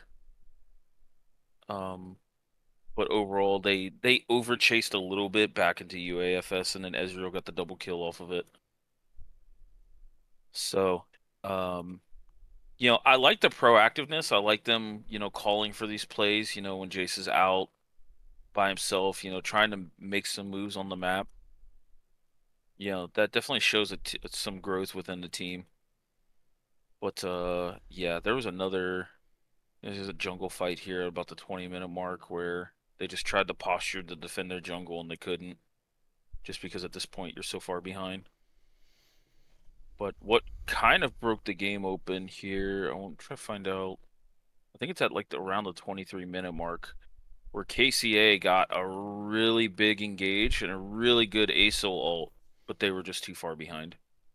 Yeah, I mean, I'd argue the game was broken up before that, but Well, uh, yeah, yeah, sorry. That's probably a bad term, but yeah. it was probably the last ditch effort type fight, right? And Yeah. you're kind of throwing caution to the wind. You're down, uh, roughly 10K. You're like, you know what? What's the worst that could happen? We lose the game. We're already losing, right? So you just kind of send it, and like you said, the pocketbooks were just too fat, and they could not do anything to stop it. Um, but I think KCA, like I said, stay positive and look forward to your performance here in week 5, and hopefully you're returning next split to see how you guys have improved. Um, the last thing I want to note is just that UAFS, they didn't do anything fancy in this game. Nobody really like popped off to me in terms of like, oh man, this player is like, if he didn't do what he did, like UAFS isn't winning. It was just a team win. I think the series was a team win, and I don't think that's ever a bad thing. It shows that they're pretty well balanced across the board for a team. Um, that all 5 members are just kind of on the same page and can do their roles very exceptionally well. Yeah. Yeah, they're just a really solid, consistent team. Kind of makes me think of Cal Poly a little bit Yeah. of last season, of last split. Were you trying to lead into something there? Because I think you were talking about Oh, Cal Poly. I mean, okay, sure, I'll own that one. yeah, Was yeah. not on purpose. Let's talk about Cal Poly, shall we? All right. See, I do good. You do good. You always do good. Not like me Uh, last week where I, was probably not speaking for like 5 minutes of the video. Not like me this week. That's probably not going to be me speaking for 4 minutes of the video. Whatever, dude. It's not important. It's not important. mm, I gotta stop doing that. I gotta stop accidentally clicking the button, man. It's just gotta stop. It's crazy. Like, don't touch your keyboard, Jake. Don't touch it. You have no reason to. All right, you damn yeah, fool. yeah, let your champion path to a camp. You don't have to keep right-clicking it. Oh my god, I'm an absolute monkey, bro. Uh, well, Anyways, speaking of monkeying around, I had nothing for that. yeah, I was literally like, was Yeah. there a Wukong picked? I don't see one. There wasn't game two, if my memory is correct. Oh, okay. Well, we're in game Yeah, there one, was. so let's talk about game one, sir. No, let's skip to game. No, you're right. Game one here, Cal Poly versus For Fun at 20. This was a pretty pivotal matchup for Fun to try and keep their playoff hopes alive, and actually Cal Poly as well. As if they drop it here, then I think they lose the tiebreaker against For Fun. Um, if they both end up like making that last ditch push. So we see, looking at the draft, I absolutely love this draft out of For Fun. I thought instead of trying to get Praxis on something a little more uncomfortable, it's like, you know what? This guy really loves to play Yasuo. He plays it a lot. Let's actually just try and support that a little bit here. So I thought Frozen Ace bringing out the Zac was really good. I think it causes a lot of disruptions, and I think Zac into like Caitlyn Hui is a really, really nice pick. And we've seen it throughout this early part of the game where, if you look at like the 6 minute mark where Zac and Yasuo both went bot lane, Zac gets the Q and then flashes to get the double Q knock up, and then it allows Traxxas to get the first blood. I do think he tried to go back in and get Ghost Freak there, but we've seen that like this is what this comp can do. Uh, Note something I didn't even touch on before we start going. This is both teams had a sub for this game one. We had my AD carry Cluzon subbing in for Fun, and we had Botswana in for Jubilatory in the bot lane. I like that name, Botswana. It just sounds Yeah, catchy. yeah. It's got a nice little ring to it.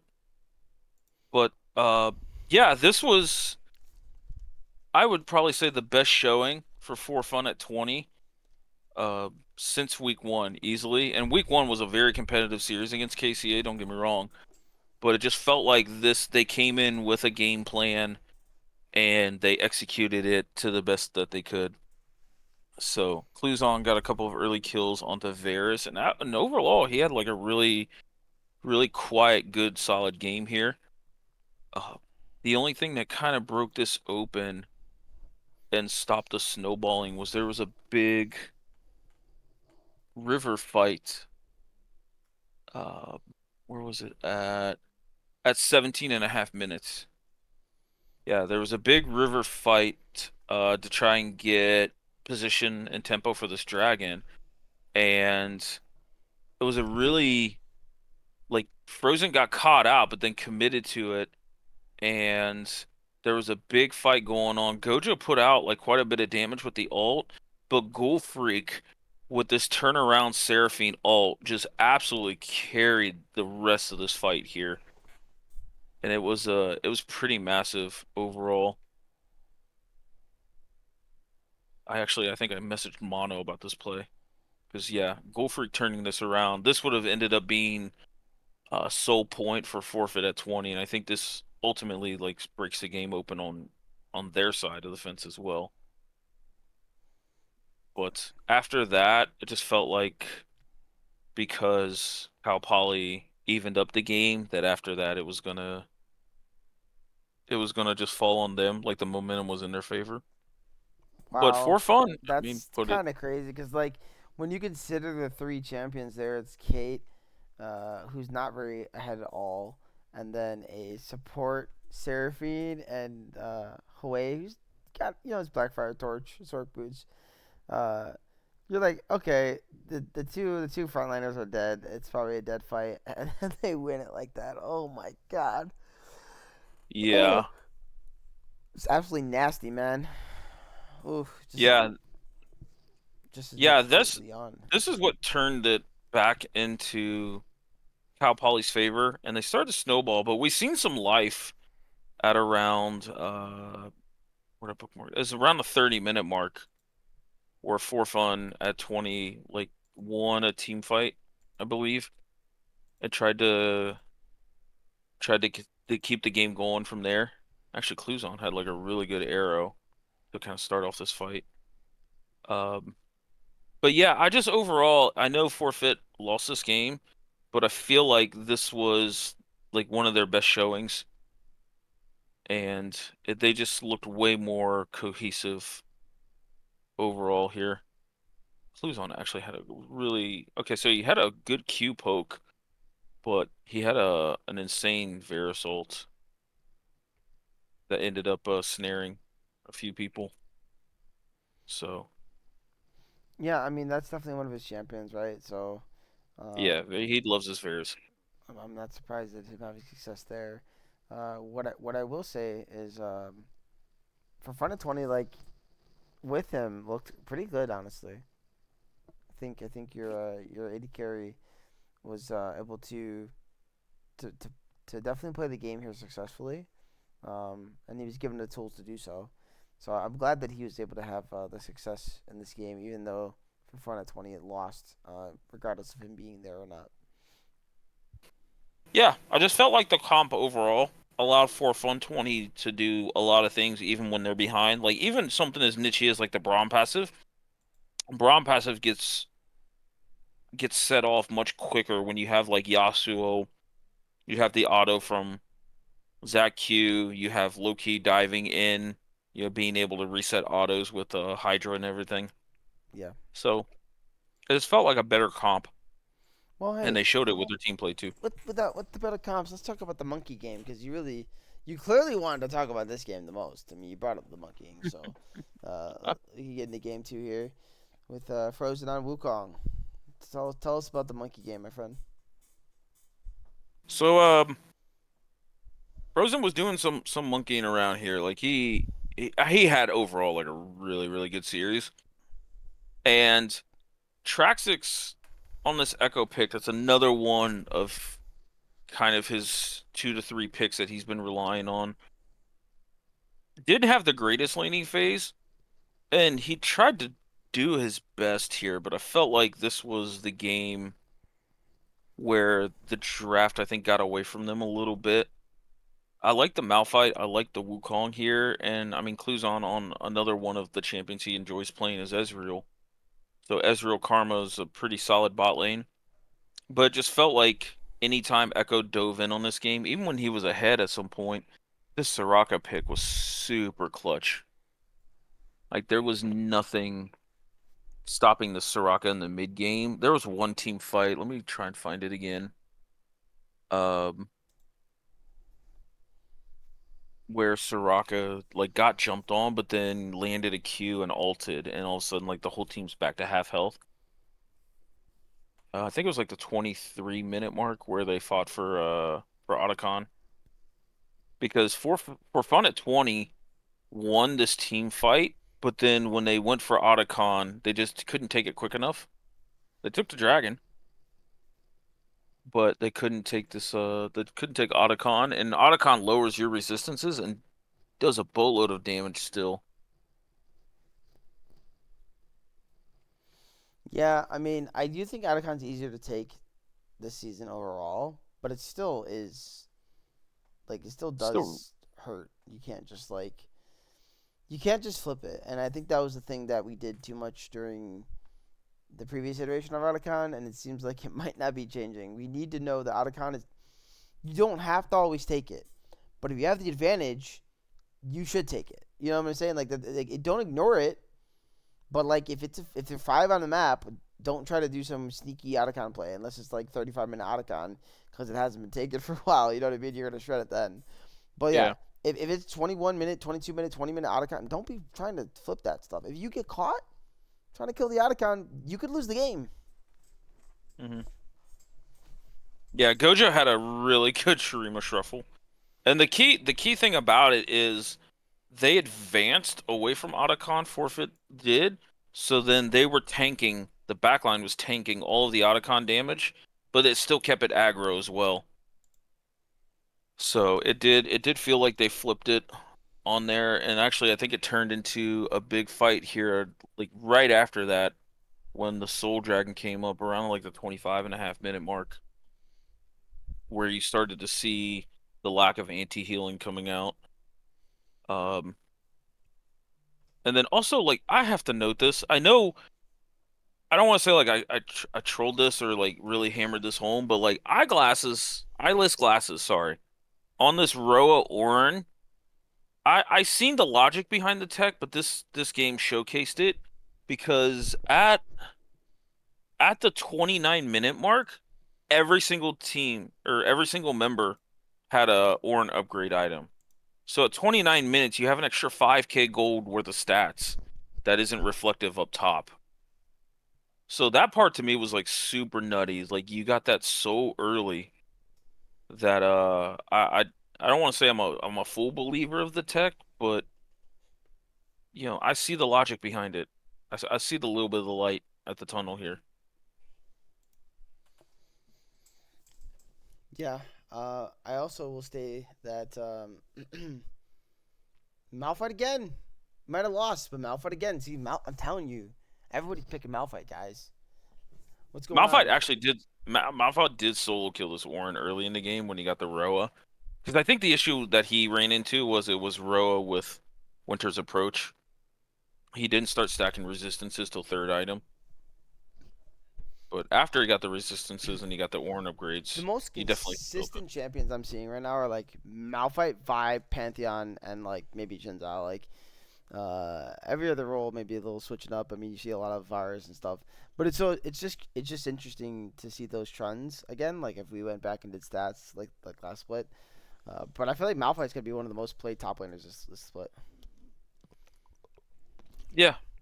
Yeah, I think it's the ease of execution, but then he doesn't outside of a select few AP champs, it feels like if you give him a gank or two, he still gets up a decent amount of MR and he still becomes that kind of tanky member that you expect him to be. Yeah. Well, I think we can jump into Group C. It's enough of Group B for now. We got two more groups to get through, and I didn't realize we were going a little slower today, CLT. We're already a minute, listen to me, an hour 47 in. That's not like us. Oh. What's happening? Are we just slow or what? Uh, I don't know. We're just getting old, getting talkative. We're just getting old and talkative. Yeah. Grumpy old men. Well, the grumpy old men are going to talk about a grumpy old man team, and happy jellyfish going against the young and fun Boppa Twisted Gankit. So you can go ahead and tell me about that game, why don't you? Game one. Uh, yeah, so Happy Jellyfish definitely came in with I think a couple of creative picks in mind. Like we don't see the Viego mid that often. And I actually would argue that this is not the best game for Viego mid, but yeah, Dippy on Jax, he plays a little bit of everything. Navis on the Jhin. There was still some like solid picks around it, but overall it just looked like they got a really big lead early in laning phase and just kind of continued to snowball that, which is what this Happy Jellyfish team is known to do. They have very strong laners and they get a lot of advantages during those laning phases Yeah, to they get had into the they game. had a serious test last week and came out alive, and here they get Boppa Twisted Gankit, which they've been struggling most of the split. I mean, I know they're a newer team in the league going against technically a new team, but these are veterans here. All the members of Happy Jellyfish, and they're definitely no slouches. They're obviously one of the best teams in the league for a reason, and a surefire pick to have a chance at winning the whole thing. Um, so it's one of those things where you just kind of feel for him. You're going against this juggernaut here. Um, Barrica here playing the Viego mid. Definitely a very interesting pick. Um, like you said, we don't see it very, very often. Into Talia, I mean, I don't know. I don't know if it should like have success or not. I have no idea, but it is definitely interesting. Yeah, also note this is AP Jacks up top. I actually just like gathered all that. Well, it's AP Jax too. Dippy is Yeah. really cooking, isn't he? He's cooking something. He went AP Jacks and Moby Boots, which I don't know if this is just something he wanted to try or test out, but Riot kind of did the Riot special on the Moby Boots. They don't really do much until they upgrade. Well, tell that to Dippy. I mean, I mean, Has the man been watching some Baus recently or what? uh, maybe Yo, where's my Nasus, bro? Give this guy Nasus. He's a one trick. What the hell? one trick Susan. Yeah, you got to give him the Nasus. Please, by the end of the split, he better get his Nasus one time, boys. All right, I'm forfeiting. I'm forfeiting tomorrow if he doesn't get it. Yeah, at 20. Yeah, yeah. But no, it's been a good team, and I think the one question mark I had was, well, who is this jungler, right, for Happy Jellyfish, and I think Terras is been pretty good, so they don't have question marks for me anymore. Team is No, just good. no. Team is just good. They've proved themselves. Yep, they look solid, and the series showed everything that they do. Yeah, and honestly, this game right here might be Rurika's best game of the split so far, and I'm not even saying that to be funny. I'm not saying that to meme him. Like this might be his best game of the split so far, and it's on a freaking Viego mid of all things. Like Yeah. that makes no sense, bro. What the hell? So but we'll go ahead and jump into the game two here, and Well, there was a lot more cook on game two.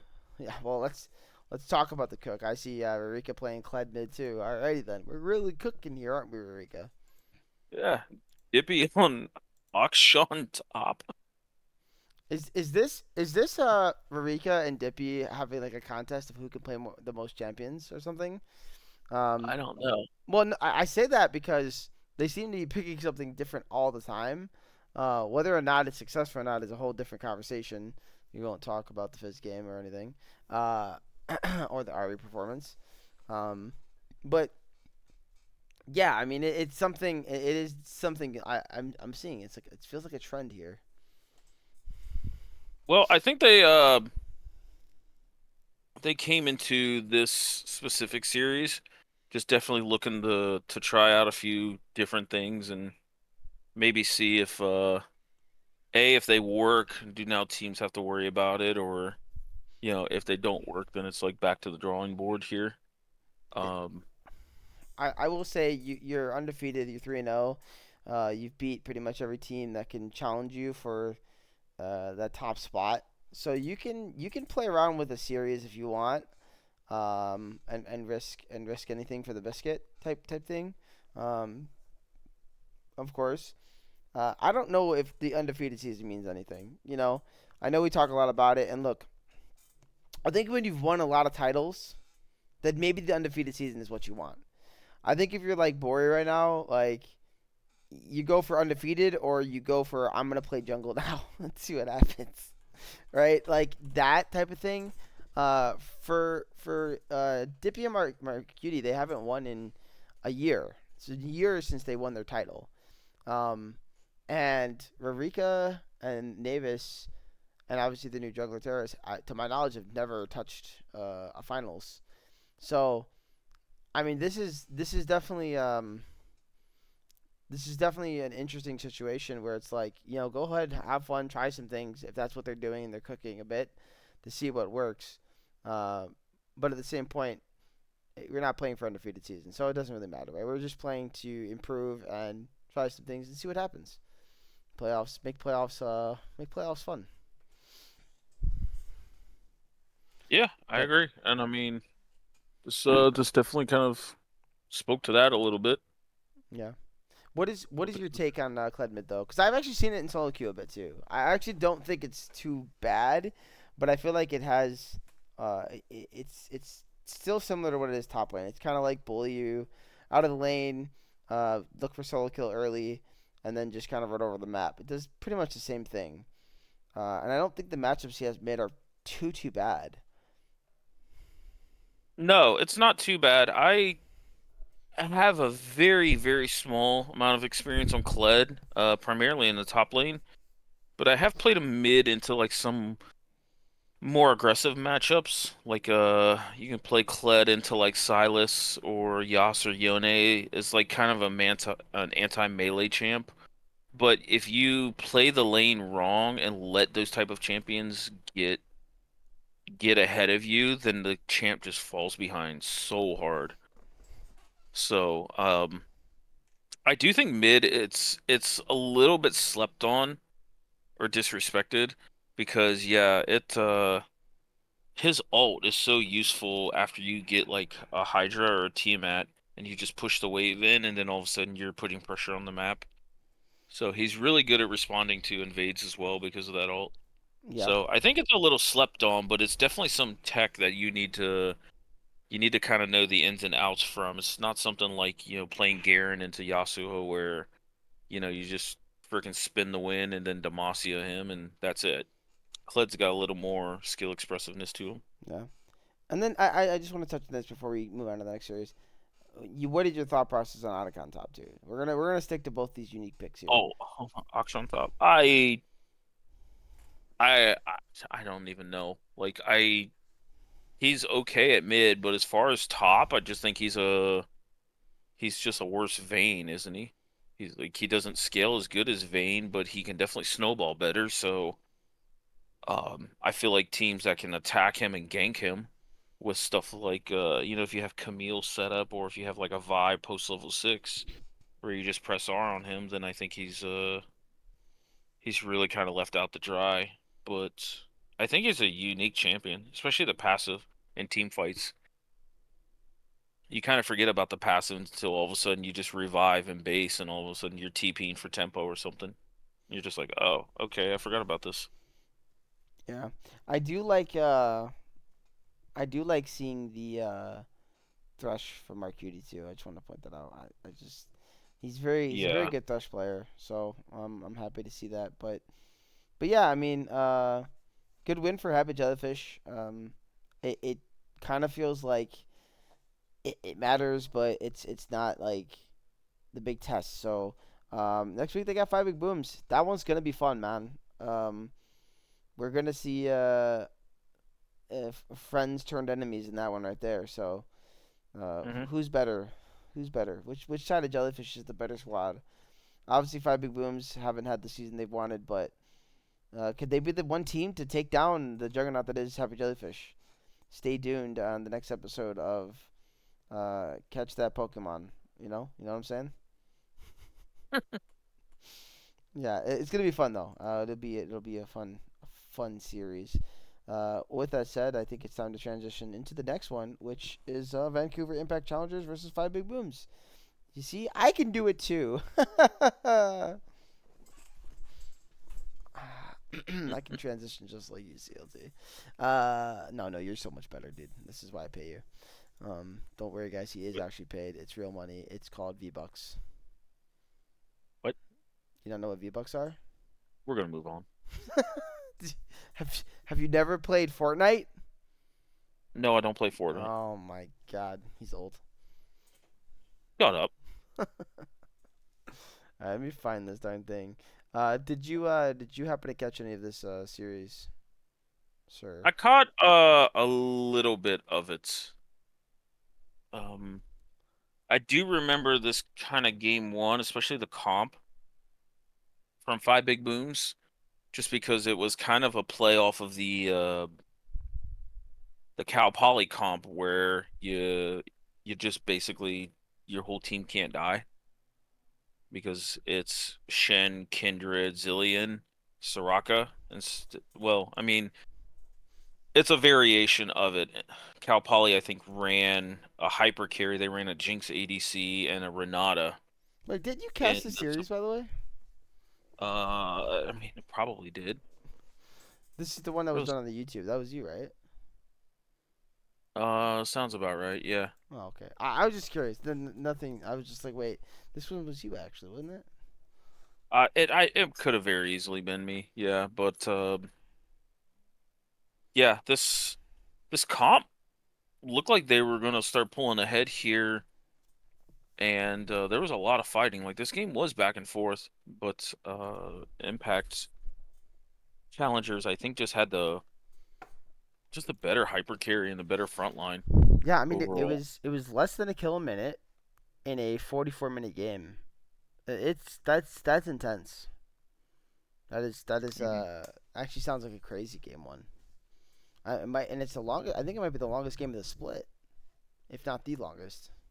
I think it's pretty close to it. Yeah, can see that. Yeah. If it's not, there might have been like a 46-minute game that's kind of ringing a bell in my head.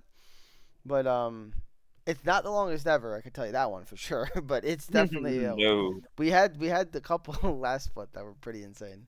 Yeah, I think we had a 50-minute game if I remember correctly. So Uh, I could have sworn a Scorch I series went like 50 minutes into one of their games or something, bro. But I think that was two splits ago. Scorch versus Team Team, was it where that? it was like a 3 hour 3 game series or It, some it shit. was the most exhausting series, whatever it was. I remember casting it. It Yeah. wouldn't end, bro. Every game was just a freaking bonkers fest. And then I think game 3 happened and it was like 25 minutes. It was something stupid like that. Um, Sounds about right. but yeah, when I say stupid, it's just like you're expecting these like long drawn out games, and then you end up with this very like boom, series done all of a sudden type things, and it's again one of those interesting things and dynamics about a series sometimes. But more back into this game. Um, yeah, it was a long game. Did you do you what did your kind of take like on the Zillion mid here? As this is another time we're seeing it. I don't I don't know how I feel about this. It's like I don't play it. I don't see it that often, but it just doesn't do anything in lane. So I feel like if you know it's a Zillion mid coming, you can easily like counter it or at least like scale with it slash outscale it. But Zillion with like tanky champs or a hyper carry just almost feels like your ADC can cheat the system because it's like positioning kind of matters less. Because if you ever get caught out or engaged on, Zillion just presses R on you, and then you just go back to winning the game and right clicking people. I mean, how do But you how do you kill them if you're Impact Challengers, bro? They got freaking Zillion, Kindred, Soraka, bro, and then a Shen on yeah, top of that. How do you kill them, dude? well the thing was is they just out tanked all of the revives because even though Ezreal had kills and Haku had some resources, they had a really hard time taking out this Mundo and this Galio. Like there was still quite a bit of threatening champs and tanky champs on the side of Impact that they just kind of outlasted them, especially after they started stacking the dragons. Because if I remember correctly, they got Dragon Soul with 3 Chemtechs. Yeah, they did, which is quite a bit of healing and shielding power. Not that they have a boatload of it, but healing, especially on Mundo, even with anti-healing, which they got, in the mid game. This Mundo presses R in the middle of 5 people with Warmogs, with Unending Despair. It's like, good luck. Yeah, no, definitely. And a 30-minute, 31-minute Otacon too. I mean, this game, man, it's like these are the games that I'm expecting from like a lot of the other matches we had this week. Honestly, and I'm not surprised it came from these two teams. To be honest, I mean, both these teams are very, very good. Um, but man, it's just tank versus unkillable. But they're both basically Yeah. unkillable. Somebody eventually has to Yeah. die. Yeah, if I remember correctly, I think they caught out uh Runes yeah, RuneScape a couple times or two to just like help mitigate some of those fights and make it not as annoying as it was.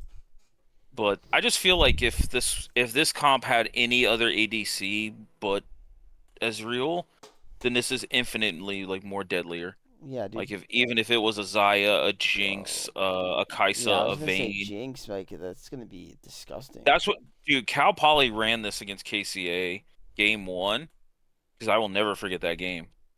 Um, they ran this comp with a Jinx. It's like the Jinx just never dies. And all it takes is one reset for the Jinx to go crazy, and then the Mhm. team fight could be over that quick. Yeah, but you can see an example of this at around the 38-minute mark where Mundo's splitting bot lane. They send all five at it, and Mundo's like, okay, I don't care. Like, Was it like Matthias in that one week where he had to die to a freaking minion shot to actually kill him? no, he actually TP'd in their face and forgot Soraka silence cancels TP, and then he's like, oh, okay, I don't need TP after all. I'm just gonna walk out. Yo, speaking of TP, I just wanted to point out one of these series that I casted yesterday. I could have sworn had a really funny TP where somebody flashed away, and maybe we'll get to it. Maybe it's the other series I casted. Somebody flashed away and then TP'd on the turret right afterwards. I don't know what is with all these six Peck students this split, but man, it's been pretty hilarious to watch. They've had training in the arts of mind melding their opponents. Yeah. My goodness, yeah, I'm watching that Mundo. He's just walking away. Later, guys. Have a nice life. Are you watching the 39-minute one? Yeah, he does die, right? Okay, he does. If my memory is correct, I believe he does. But yeah, he just takes him on a wild goose chase the whole time. Yeah, and Shanti, man, I'm looking at the scoreline here. She had a wonderful game too, 9-0-4 on this Azrael at this point in the game. Like, man, it's just one of those like, no matter how well you scale, they kind of scale equally as good, and you just lack damage. It's like it's Yeah. really on this Kindred or on Shanti to land literally everything in fights to maximize your DPS into this tanky squad. Yeah. So this was a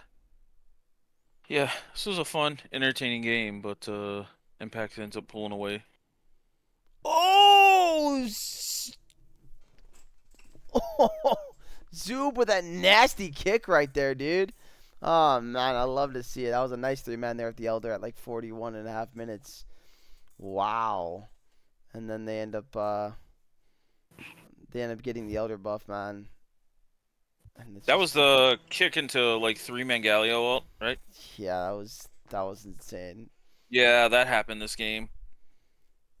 Okay, it's kind of coming back to me now, but yeah, yeah, his web on this Lee Sin, especially that ending play, that was insane. Yeah, it's very clean. Very clean Zweb. Uh as a fellow decent player, much respect. And a game that you didn't really like pop off, but you had a moment. You got your moment to shine, man. You took it. So Uh, I say this as a Lee Sin player, you could play 50 games of Lee Sin, and literally none of those games will require you to do anything that's impactful, flashy, crazy. I'm serious, by the way. If you're an actual good Lee Sin player, you don't need to do those plays a lot of times. But there are games, and this is kind of an example of that. There are games where you're just in a situation where like you can't crack open the game, or you're behind, or whatever the circumstances along those lines, where you have to make a play. You have to turn on. That was a disgusting amount of damage on the turret, by the way, by Mundo, with the bone play, the what you call it? What do you call that stuff? I'm getting distracted off my point. I just watched Choros literally one tap a turret. By the way, at 43 minutes, he hit the turret in one auto and it died. And Oh, demolish. yeah, demolish. I don't know why I couldn't think demolish because I'm on my Lee Sin rant. But yeah, you just need literally like sometimes that's just that one play, and here you had to make it. It definitely was more of a flashy, high skill type play, and sometimes you're just required to do it. And the mechanics of the Lee Sin have to come out once in a while. But yeah, crazy game one, man. What was game two? Is this nuts? I'm trying to remember. Too many games. 12 freaking series. Well, no, 11 series, but 11 series with 22, 23 games a week is insane. hmm So I understand the forgetfulness. I can't remember half of the stuff anymore. It has to. You have to watch it, and then you go, okay, okay, I remember now. I remember now. Every Yeah, time. that is If you're definitely me. if you're not taking consistent notes, and understand, guys, COT takes some notes. I take mental notes that I don't actually forget on definitely key talking points. But there are points where I'm just like, I can't remember how this freaking game ended, and then I gotta just kind of watch it again to get reminded. And there's just so much for the brain to intake at once. But it's fun to talk about nonetheless. But yeah, so give me the game two breakdown.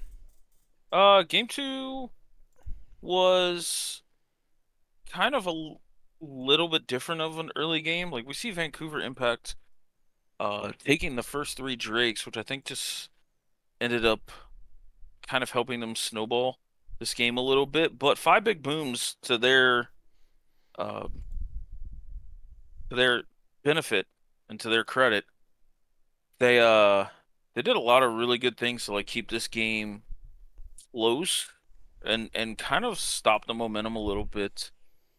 Um, I think the Malzahar into Mel is not terrible. Uh, Mel still kind of outpushes Malzahar, but he can definitely do something in the side lane. But we've seen Mordekaiser kind of get off the ground a little bit, but Zweb again had another really solid early game here on this Vi, and he really just Haku did not have a great game, honestly. Like, but I don't really think he was ever gonna have the greatest game since he's kind of the only diver, and you're diving into Malzahar. Malzahar smolder at that point. So, I Salt again tried to do all he can to kind of keep this game within reach on this Mel. We've seen him uh have really solid performances on this champion. So, Salt definitely looks like he was in form, but just the rest of the map. Uh, just kind of got behind, like I said, specifically Haku. And once he's not threatening the back line, this Smolder is just perfectly fine doing whatever. So, Yeah, it's definitely not a free J4 game to play here. I think the J4 with the comp he has is fine. It's just like you said, what he's diving into. Um, and honestly, like if you can lock down the Malzahar and the Thrush or something like that in the Cataclysm, and then you just die, that's not even that bad, man. As long as your team kills like a couple targets while that's happening, it's honestly perfectly fine. Um, and they do have the AOE and burst damage to do that. But then there's the Mordekaiser to neutralize even that. If he's able to take out a key champion during that skirmish not named J4, you're kind of you're kind of left feeling kind of stranded on what to mhm. do. So, um, but yeah, J4 being behind though, it never feels good. The champion does not feel good when he's behind. Yeah. Actually, we've seen this Mordekaiser pop off here about the 27-minute mark. His team fight, he ults Ornn, and then after the bot lane pushes him back, he just flash Q Shanti, and she eats all of that. So he ends up getting the inhib there, and it just kept slowly grinding them away. Yeah, yeah. I mean, even with the lead they had here, 26 minutes, you could tell they just couldn't like walk in for free. Um, they had to play it correctly here, and Big Booms, they have good players, so I don't expect it. Uh, Vancouver to get a free like let's walk it at their base.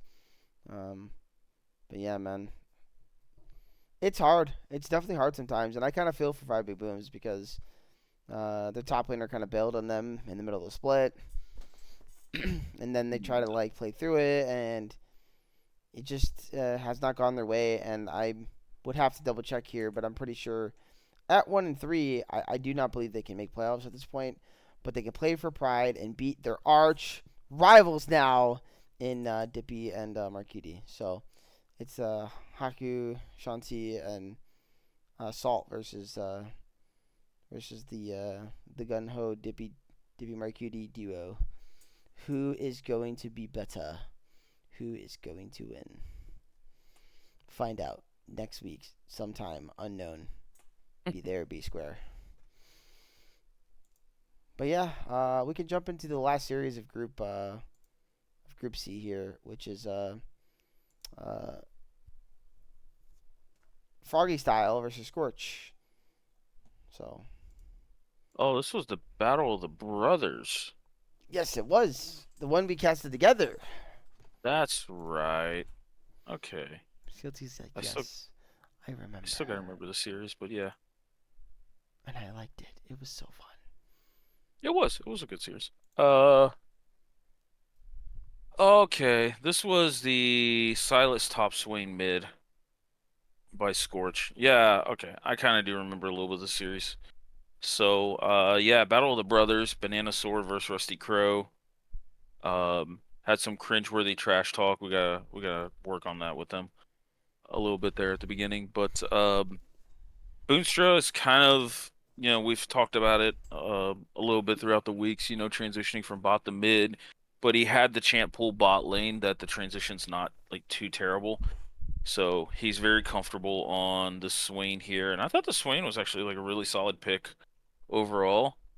And kind of the interesting one was Ares on the Sylas. Everybody knows that Sylas is just an insane Malphite counter, like wins almost 80% of the games that it's in against Malphite, no matter what role.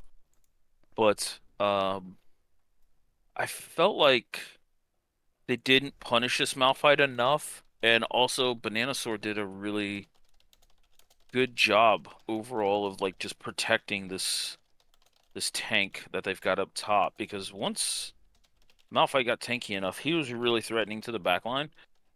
Uh, Boonstra got a really, really early lead in this game, but then it just felt like the Swain kind of fell off a cliff. He just didn't threaten the comp enough. Orianna was playing with the Nocturne, ball delivery, and even supporting Hero a little bit when he would dive into the back line. And yeah, they had a really good comeback in this game because I think they were down, uh, 5, 6K gold overall, and kind of grinded this game back. Yeah, and Malphite once again, by the way. um, yeah, the thing was, I remember when we were casting this, and I noted this. The one key champion in this game for me was literally just the Sylas. If the Sylas gets ahead, I felt like the game was over.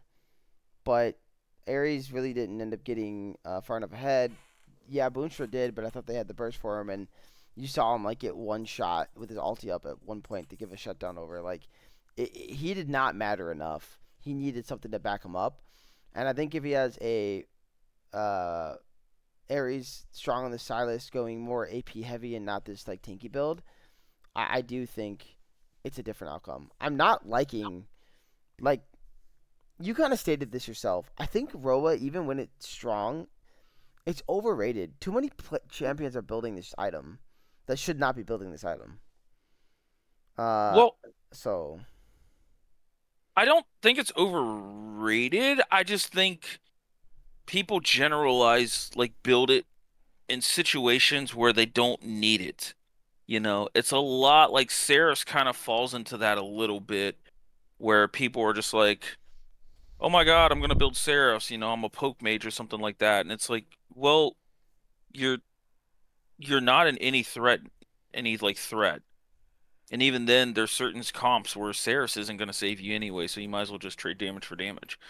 But yeah, I feel like this kind of bruisery Silas build just gets outscaled by MR, and he just neither one of the solo laners built resistances. It was all on Rusty Crow. So if either one of them got caught out, they just got blown up super quick. I do like the itemization by Hero going to this Maula Mortius fifth in the build when he got a boatload of gold. And I, I just, yeah, I think I said it in the cast, and looking back at it, I do remember this game is just like, just build Glass Cannon on Silas, steal this Malphite ult, and be a threat to this backline.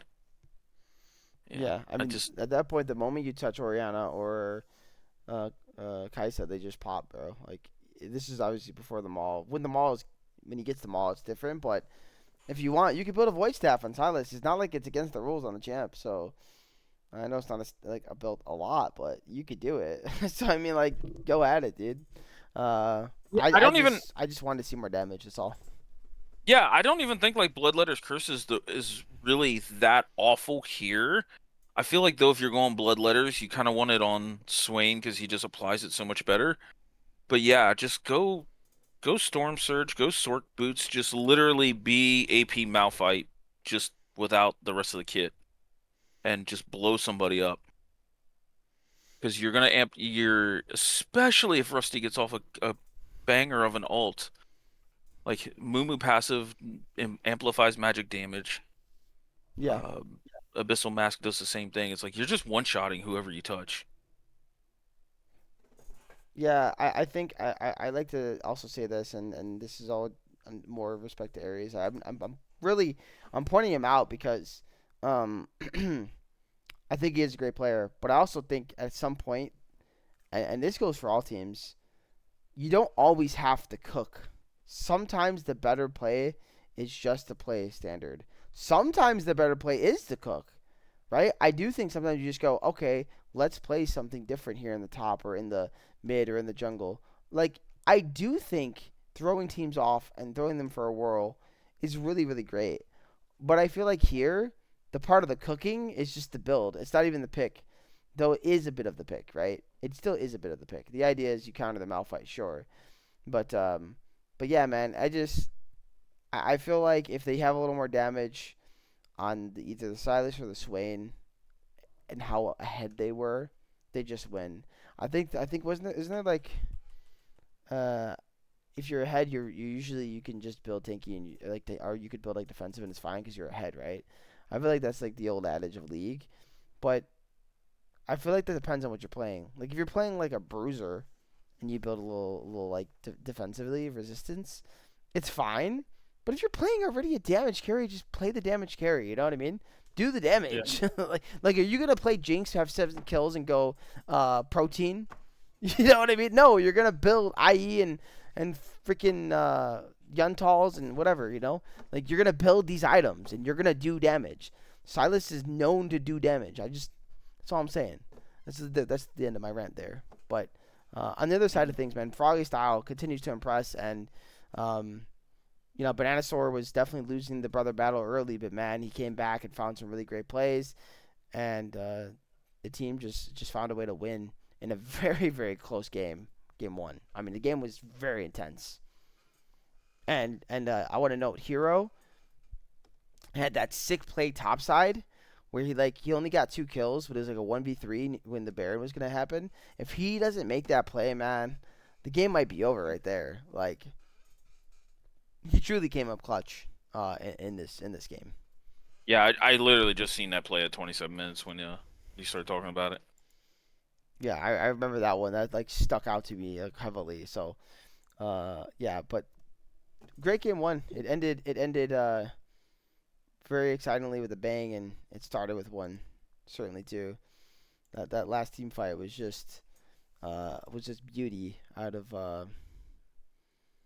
Bananasaur and Virtua King, and just locking people down, and they just disappeared, man. The AOE and they just disappeared. So with that said, I mean, you want to get us started here on game two? Yeah, yeah. Game two. Let me pull up. Oh. Game two. I thought this game was quite interesting from a drafting angle. We seen the Rek'Sai come out, which is not might be the only Rek'Sai. Um, I think this split. Bananasaur's played it before. I want to say. Okay, that's fair. Yeah, yeah. I think he's the only one that actually brought that out. But uh, Boonstra on this Malzahar. I I see the theory behind it, like when Tristana jumps in or Rek'Sai jumps in, you're burning ult on them. But I just don't. I think you just overall need more front to back damage in here. I think he did hover the Acel in the draft, and I thought the Acel was actually really, really good here, but they ended up pivoting to the Malzahar anyway. Um, yeah, I just thought they ended up lacking damage overall. But yeah, I mean, Banasaur made his impact on this map uh, from minute one. The first gank bot lane at 3.5 minutes, he gets a double knock up here and forces them to burn a lot of their summoners. And uh, he just, again, kept just affecting the map, kept diving in, one-shotting, surviving. They had the Anivia to help with the front to back. So it was overall just a really solid game by Froggy Style here. But yeah, Hero ended up having some hero plays, pun intended. Yeah, this game was close though. I mean, I remember it being very low kill throughout the game, kind of quiet. A lot of the teams not doing too much. Um, where it kind of felt like after game one, I don't know what the pressure is to be felt here, as both teams are like in prime position to make playoffs. I think, regardless of who wins or loses here. But there was definitely, you could sense pressure. Maybe it was the brothers kind of like wanted to prove themselves over the other. I don't know. I don't know how much that truly actually mattered for them. Maybe they were just having fun. I have no idea. But when you look at the play, it does feel tight in game two here from both teams.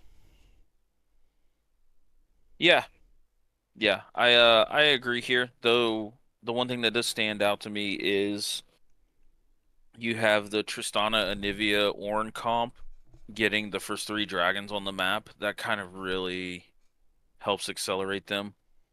Yeah, Though Scorch did have like a really solid moments in here to fight. It just felt like the scaling and the team comp just kind of got to them a little bit. yeah, and I will say it again. I said it on live on stream. I don't think the Ash report was good. I don't think the Ash report is useful. It's just Ash report. Mhm. So, um, No, the Ash support did have some really good ults here. Like it definitely he showcased that he knew how to play it. But yeah, I agree. Like as a pick overall, I'm not a fan. yeah, I agreed. I think there was like one arrow that I remember landing. Like I just, and this is not me attacking Hook with arrows. It's more just like, what does it do? Like I've seen Hook have some really good games on these other support picks that he's played, and then I'm seeing this Ash come out. I'm like, what is this, brother? Maybe you're cooking too much, but then your team won, so I guess it doesn't matter at the end of the day. You Mhm. could never play Ash again, and we'll all just forget it. You won the one game that mattered, I guess, on it. So, um, but yeah, it just like you said, they didn't have the comp to deal with the damage on lockdown. In theory, they did, but it just wasn't showing through on paper like it probably should have. So Yeah, I think the thing is like you're comparing front to back comps, and in that case, whatever AD got ahead just kind of mows through your front line a lot quicker. yeah. Well, Uh, speaking just takes of a lot. mowing through front lines, Small Brains this week was mowing through the front line of their couches as they were on the couch doing nothing, watching it from the sidelines. They got a forfeit victory. So we can ignore what I did on my couch this week. Let's talk about what Prime and Hidden Leaf didn't do on their couch, as they actually had to sit in their chairs and play a League of Legends match. So let's break that down, shall we? You take that one. Why you this little gig? Oh, this was, I think this was the game, but not maybe this game. I swear one of these games was the one with the flash TP. By the way, this might be it. Yeah. So I don't know why You CLT is casted dying. this one. I No, did. I just was not expecting the couch comment. Yeah. I was not ready for Yo, that. why is Prime not in here? Uh, What is happening? Now I gotta go to the channel and find the darn series. Like, what has happened? Like, where is it, CLT? I don't. I I don't didn't cast s- this. I don't see it in my on the YouTube. On the YouTube. All right. Well, I guess I'll go to the Twitch. Yeah, Something it's is funny going on here because it should be right there in front of my face, and it is not. So yeah, it's still on the Twitch. We gotta export it. I had it on here. I thought, like, what happened to it? Uh, Some I don't. weird. Let me investigate something. 'Cause I think I have a feeling. If you did. Okay. Well, I will at least dive into the game. Here's what I'm gonna say first off. Malphite again. Malphite. It's like Kindred for me a couple weeks ago. It's just the talk of the town here. I mean, it's been active all split, but this Malphite was something else, bro. Okay, brother was like, brother was the Malphite of the year. Okay, as for Boda on this Malphite was insane. He had like at least 3 or 4 different flash alt engages that hit like 2 or 3 people, major targets that just led into Big B just sitting there and saying pew pew pew pew pew for free. Dude was on it. He was taking care of some business. Um, they picked this comp where it's so simple to play, right? The most complex champion here is probably just the Kayn, but Kayn's not that complicated to play. It's just what it requires to succeed. Um, Phoenix did well on the Kayn as well. I'm not like he played bad or anything. It's definitely hard to pull off in competitive, and he was able to do it. Whereas, you had Daddy Q on Rel, Asol for a little chunky buggy who he definitely likes, and then the Big B Tiger MF special and Esfoboda just chilling playing some Malphite. And this is even with him getting solo killed by Minato Namikaze early in the game. So obviously though it's kind of expected. Olaf is a bit of a bully. He wins these games 9 times out of 10, where he has the early level advantage, or not early level advantage, but the advantage in because of the way his kit works. He lands a Q on your face, runs at you, clicks W, and you just start to get smacked with Q and Q and Q. Very fun. But no champion really does well into his early game. Only thing I think of is maybe Darius to be kind of one of them, or Trundle, depending how they play it. But Yeah. So there's not too many though. And even then, like Olaf can still win. So uh, Toru Senju, this was probably definitely his worst, one of his worst performances out of him, which kind of surprising. I mean, he's had a really great split. One of the best uh, players in this league in terms of KDA. He's been absolutely cracked, but he was not able to get off the ground.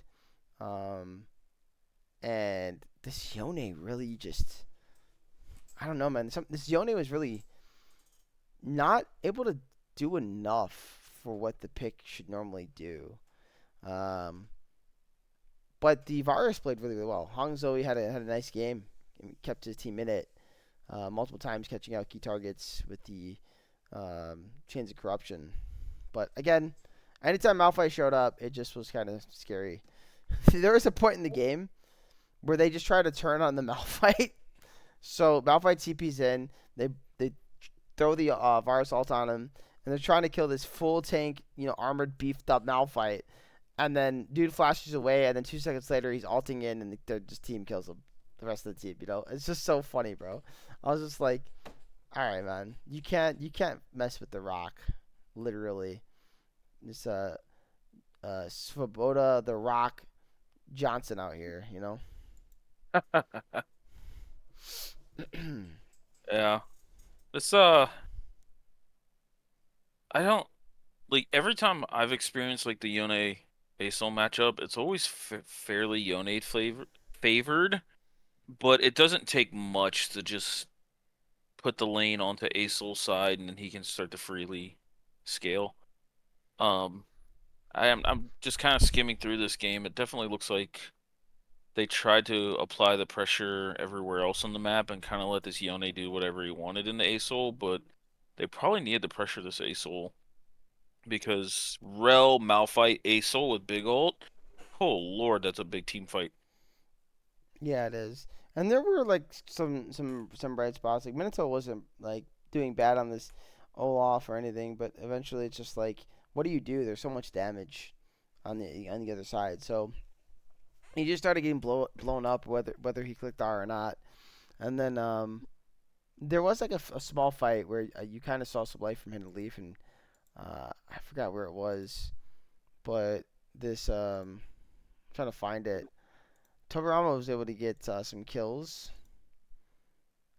in the fight. Yeah, so it's around 25 minutes. Well, 26 minutes. And he ends up getting 2 kills, and it's like, okay, get some shutdowns. I'm like, maybe the Gwen now kind of turns online and the game is playable. But it just never came to fruition. Like, it just didn't matter. Um, because the comp just wasn't set up to succeed, I feel like. Nobody really played well off each other as far as the picks here. Like the champs. Like, I don't think the champs work as well with each other. Yeah, I feel like it's the same. Yeah. The comp by Hidden Leaf, it doesn't look that cohesive here. Just feels like a lot of solo queue champs just meshed together. Yeah, even though it's picks that we see in the league pretty often. The other thing is it's a full ADE comp as well. I understand that Varus has, um, he does have the Gunsos and he's going on hit and it's not completely the same. It's still basically a full AD comp. And yes, he also has a bit of AP in his build in his kit too, right? I think that's on his W. But yeah, it didn't. At least if that's how it works, I forget exactly. It's something like that. Yeah, I believe there's like some spell vamp or something. Yeah, and it But amplifies his Q. It's but regardless, it just wasn't. I don't know, man. And I don't know if you go AP virus if that is the answer though either. I don't know. Maybe it is. I definitely will tell you if he uh does, he's gonna do a lot more damage to Malphite when Malphite ults it or TP's in. I will say that. I think uh I think like an on hit with like Blade Nashers into something is not terrible. And then like maybe even like a Seekers into Zonya's like third just to dodge all the team fight. Like I don't think that's the craziest thing. But yeah, I'm just kind of skimming through this game, and this prime team comp is really hard to fight into. I love the early anti-heal out of Asol, by the way, knowing that it's Olaf, Gwen, and two Bork users. Yeah, I was looking to see if I could find the clip for you. Oh, there was there was a couple situations where the 80 carry mids traded one for one. I thought it was so funny. So there's the Yeah. one where at the end of the game, at the 36-minute mark, where Hashirama and Big B kill each other. Literally just they kill each other. Nobody helps at all. And then there's the one like early game where Asol flies bot and Asol and Varus trade each other. It's so fucking funny, dude. I don't know, man. I'm telling you, this game is comical. So, Hmm. but yeah, that was game one. And then game two. Game two was kind of Big B's like return to form performance, man. It was hands down his best performance in probably 2 splits. And he might not agree with this if he comes and watches the show and he comes and if you come to talk to me on the side, baby, I legit think this was specifically your best. I cannot think of a better one you've had in the last 2 splits. And I'm not even saying that means you've had just a bunch of bad games. That's not what I'm saying, right? I'm just saying that this was your like return to the Big B I spoke so highly of when you first joined the league and that first split where you performed really well. This was that game. Um, so if this is the Big B moving forward, then Prime is going to be terrifying. I have to say, if this is the specific Big B Tiger, bro, good luck dealing with this team. They've got a stable top laner.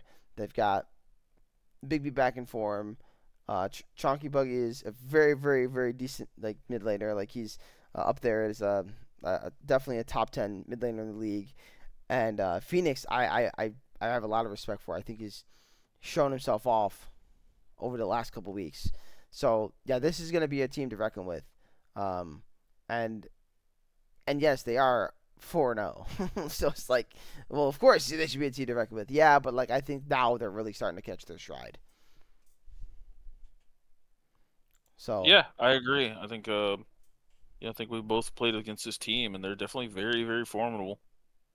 They know how to play the game. They don't really like overreach when it comes to comps or when it comes to gameplay either. Like every person knows exactly what they bring to the table, and they just play their game. yeah, I mean sometimes, and this is what I talk about. You don't have to overcook. Look, our group is not exciting. We've not seen anything like, oh, look at this pick. Oh, look at what's cooking. But you know what? I think there's three solid teams in this group, and if you play us in the playoffs, I feel comfortable saying that we can beat any other of the teams in the playoffs. I do, uh, without question in my mind. And it's not because we can't cook; it's because we play the standard League of Legends very very well. And even with that said, they kind of cooked here. Prime did in game two. They had this Vex Pantheon combo that you don't really see, and it looked good. Vex lands R, Vex goes in, Pantheon follows. It was really really nice. The synergy on the dive was really well done between the two of them. And these are players just getting to know each other, to my knowledge, right? This team is still kind of fresh in terms of, they kind of broke up after week one. The only members were Svoboda and Big B Tiger still on the team. And here we are in week four going to week five. So, yeah, man. Prime's good, man. You don't have to do complicated things to win League of Legends. Um, it makes it more fun sometimes, but what's more fun than winning? And I mean that truthfully. I really want you to ask yourself that question. Will you ever be upset as a player if you win the game and you played something simple? No. You're always going to feel good. That hit of dopamine is going to hit. And so if you play in a league like this and you're looking to win a championship, sometimes it's just as simple as, you know what? I'll play that boring champion because I just want to win. I just want to win. That's all it's about, baby. Get that trophy at the end of the day, even though we don't actually give out a trophy. So that's my rant on that. But yeah, I think without even diving much into this game, it just Big B got ahead, man, and the team just set him up. Uh, Svoboda didn't even have to do anything for 90% of the game. Dude was 0-0-0 at 20 minutes, just like, hi, I'm here. you know, uh, it was actually hilarious. Phoenix played well on the Pantheon. Pantheon's been another high priority pick. Looks great. I know I can tell you from personal experience, it's a good champion. I like playing it right now. So yeah, I mean it's been a very very fun week to watch, and this game was no different for me. So, did you have any takes here on this game or series? Not too much. I mean, it would just be face value because I haven't really dove too much into the series. I think the Lissandra support is interesting, but I don't think this is the right situation for it. I know, um, I talked to Hiroshima a little bit after our series because he was very interested. We ran a Lissandra Viego mid jungle duo, which actually works really really well together. And they said they were gonna they we had a little conversation, talked about it. So I think this is kind of the results of that conversation a little bit. I know they put in some practice, but I wasn't the Lissandra support's a little weird. And unironically, as you might want to bookmark this, I actually think this is a really solid Vex spot here. There it So is. You heard it here first, folks. He's gonna stop shitting on Vex.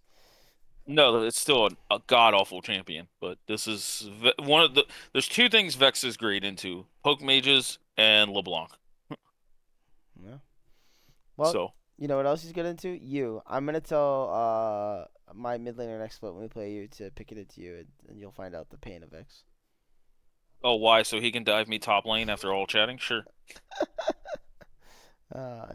No, I'm not gonna do that. Mm, But yeah, that's fine. let's move into the last one. Shall we, CLT? No, no, let's not. Let's wrap it up. I, No, no, please don't. tell me, did you figure out what happened by the way with why the series like wasn't there? Why I couldn't find it? Which, what, the last one? Yeah, I swear it was I on here just, before. no clue. I see for some reason it's showing a vibe check versus bucket chime bets here on here twice by the way. So I have one, two, Maybe three, 4, 5, 6, 7, 8, 9, and then the one you did live. Oh no, no, I see the one you I did live. So we it's could I might have accidentally renamed it or something. We'll look into it after this. yeah, So we're getting pretty long. he's messing with my brain. All right, well, Speaking of yeah, messing with the brain, you wanna tell me about your buddy's Olaf support pick? bro. I so Boonstra and Rusty Crow were super nice enough to sub in this game, and because I wasn't there to veto it, War has been on this kick of playing Olaf. He was a very big Olaf enjoyer in the top lane. And his thing was Olaf support's good. And after a 0% win rate flex, he still wanted to argue with me that it was good. I don't like it. I will even go as far as say as I absolutely fucking hate it. Um, I don't know what it in certain situations I can see some merit, but I'm always like there's another champion that does it better. Like Olaf Jin, great level 2 all in. Olaf hits the Q, Jin hits the W, he press Ghost Ignite, runs him down, gets an early kill level 2. And we actually seen that in this game, shockingly enough. So when they picked Jin early, Ashe was a great alternative for it, but overall, it's just I'm not a fan. Let's just call it what it is. I'm absolutely not a fan of this Olaf support. I wasn't there to veto it. And this it for as bad as it sounds and looks, it still was a fairly winning position for Hatchetman in this game. It was just there was a couple of fights that they were kind of off. They were not on the same page for. Um, and I think there was a big like 19-minute fight here in this game one where they ended up getting Otacon, and then the game just snowballs from there. But I mean, I love the theory craft. I love just people playing weird, wacky stuff, but there's a time and a place for it, and I don't think in a competitive setting it's the greatest pick in the world. So, I yeah, Hey, I will say, I'm being gentle.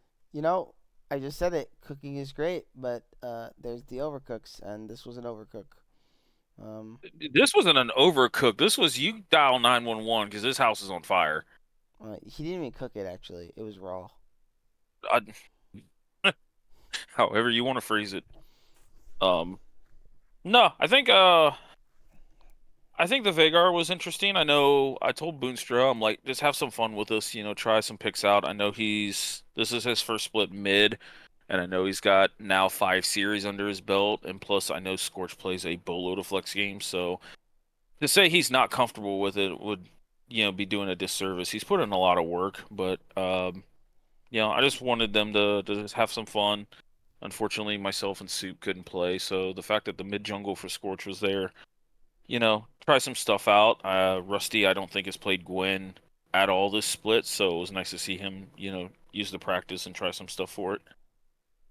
Um, I just wish there was a little more front to back in this team comp that they drafted, but also like it's really hard to draft front to back when your front line is a Olaf support. So it's just a really weird, wacky kind of comp. Streets plays this Quinn quite a bit, and he loves to just kind of make the map very unpredictable. Like he likes to cause chaos by just roaming, pushing, and stuff like that. But Cassante ends up outscaling 80 tops anyway, so yeah, there was a big fight at Otacana around 19 minutes that I think kind of broke this game open, and TLT did a really, really good job of just grinding out and winning this game through the Dragon Souls. Yeah. Well, I mean, I did see that they had an opportunity to win, like you said. I mean, they had two Drakes here. They had the game within about a 2K difference here at 21 minutes, and then you just have a fight, and just, like you said, the Olaf just doesn't. It definitely doesn't do enough here. I almost wish he went just full tank, like instead of trying to do damage, uh, and been the front line that they kind of needed. So Yeah, yeah. I'm not gonna get on another rant. We're good. we're good. We're good. We're good. Well, I'll let you jump into game two. And by the way, TLT, congratulations on winning the series because now you find yourselves with maybe a possible opportunity. We'll see. I have to look over to see if you guys have a chance or not. I have no clue with the current setup, so I'll have to look for you guys. But at least being 2-2, even if you didn't give yourselves a chance, you do give yourselves a chance at a winning season, which is also still good, right?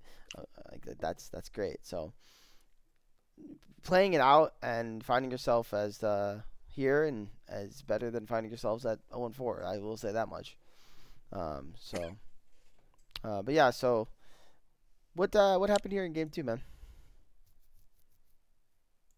Game two got off to a pretty like quick start. Bot lane lost a 2v2, but at the same time, Rusty ends up ganking Winter, and Boonstra ends up picking himself up a kill to kind of start the snowballing off of mid lane here.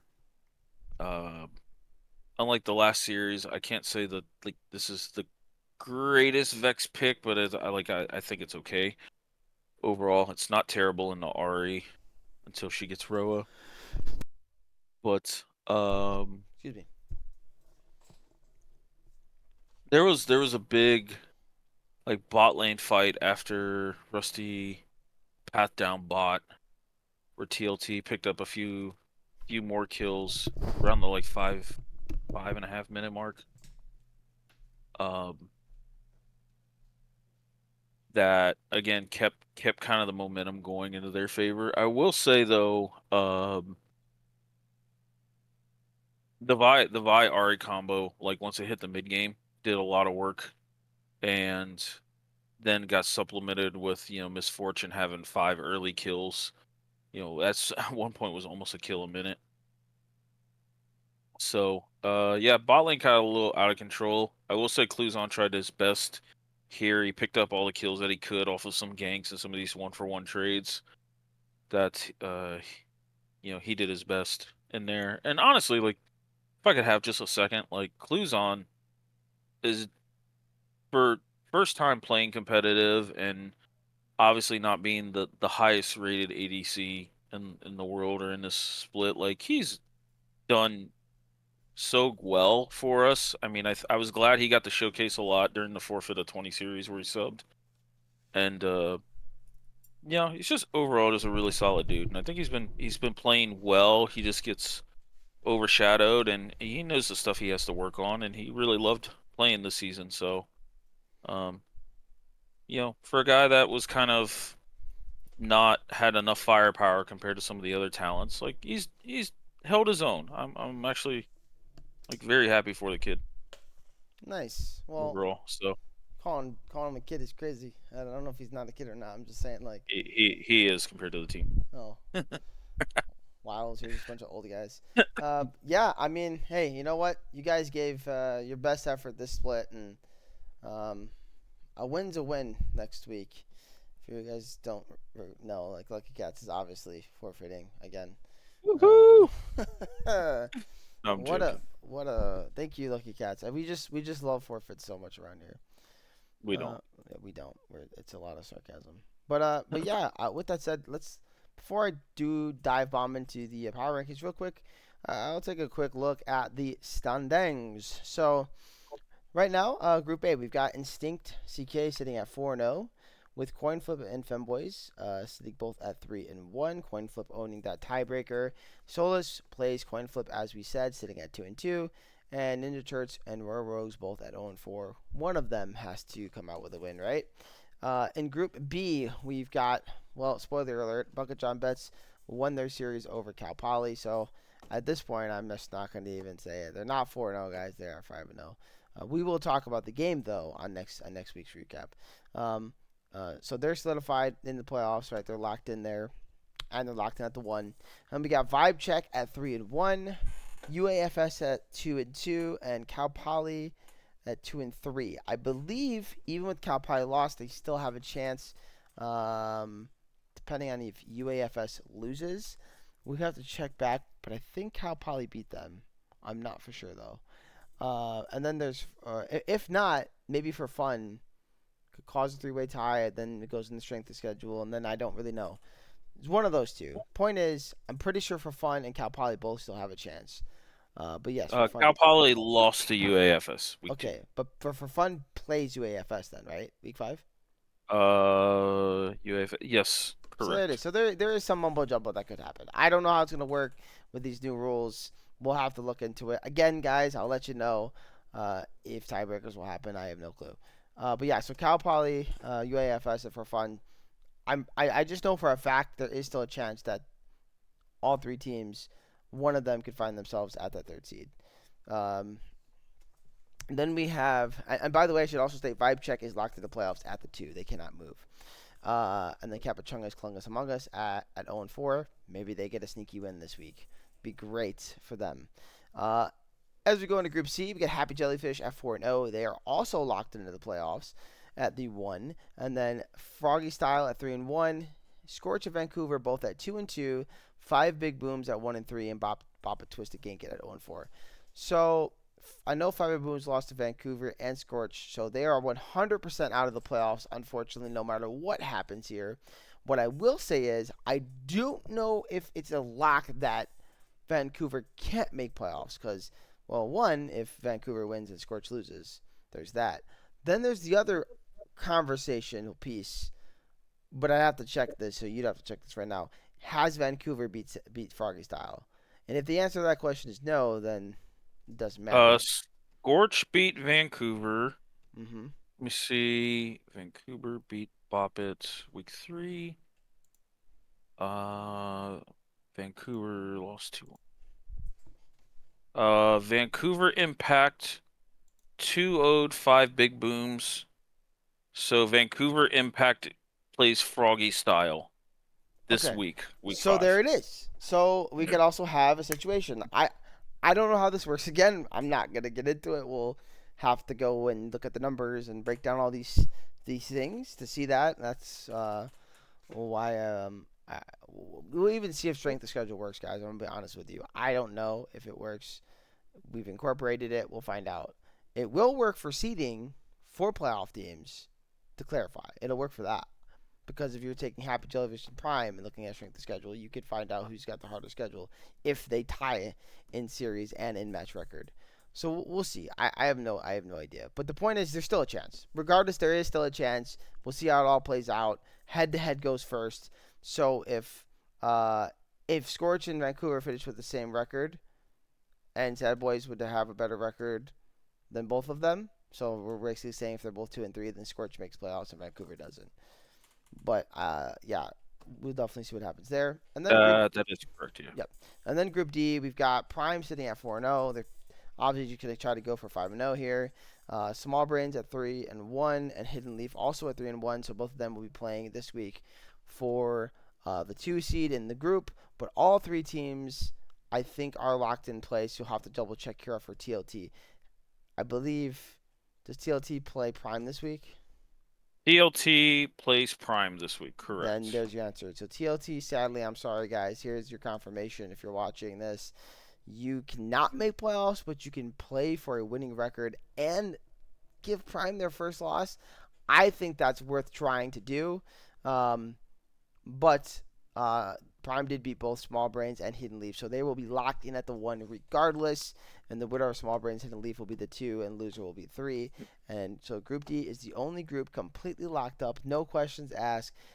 Don't ask about any other bullshit. They're done. So maybe they should all just forfeit their last week's So matches. Group D is just a week 5 matchup between Small Brains and Hidden Leaf for the second seed. That's it. Like nothing else actually literally matters. Everybody's locked in place. So everybody's going to the playoffs. Yeah. So there's that breakdown there. But yeah, so let's just jump into the power rankings. Hopefully y'all didn't see it. I apologize for the errors that I seem to make too much and too often. It's always something, but we'll still go over them. So we'll do what we've been doing. We'll just start with the first six. Yeah, so here we go. Lucky Cat's not going anywhere. I mean, I could just take them off the power rankings at this point, but I feel like I'm gonna leave them. They're earning their 24th spot. Hatchemen dropping down one as well as Bop a Twisted Gankit. I mean, at this point, what we've seen out of these two teams, they haven't been able to take a match off anybody. It's just, um, you know, they haven't shown us anything really. And whereas the other teams above them have shown us a little more.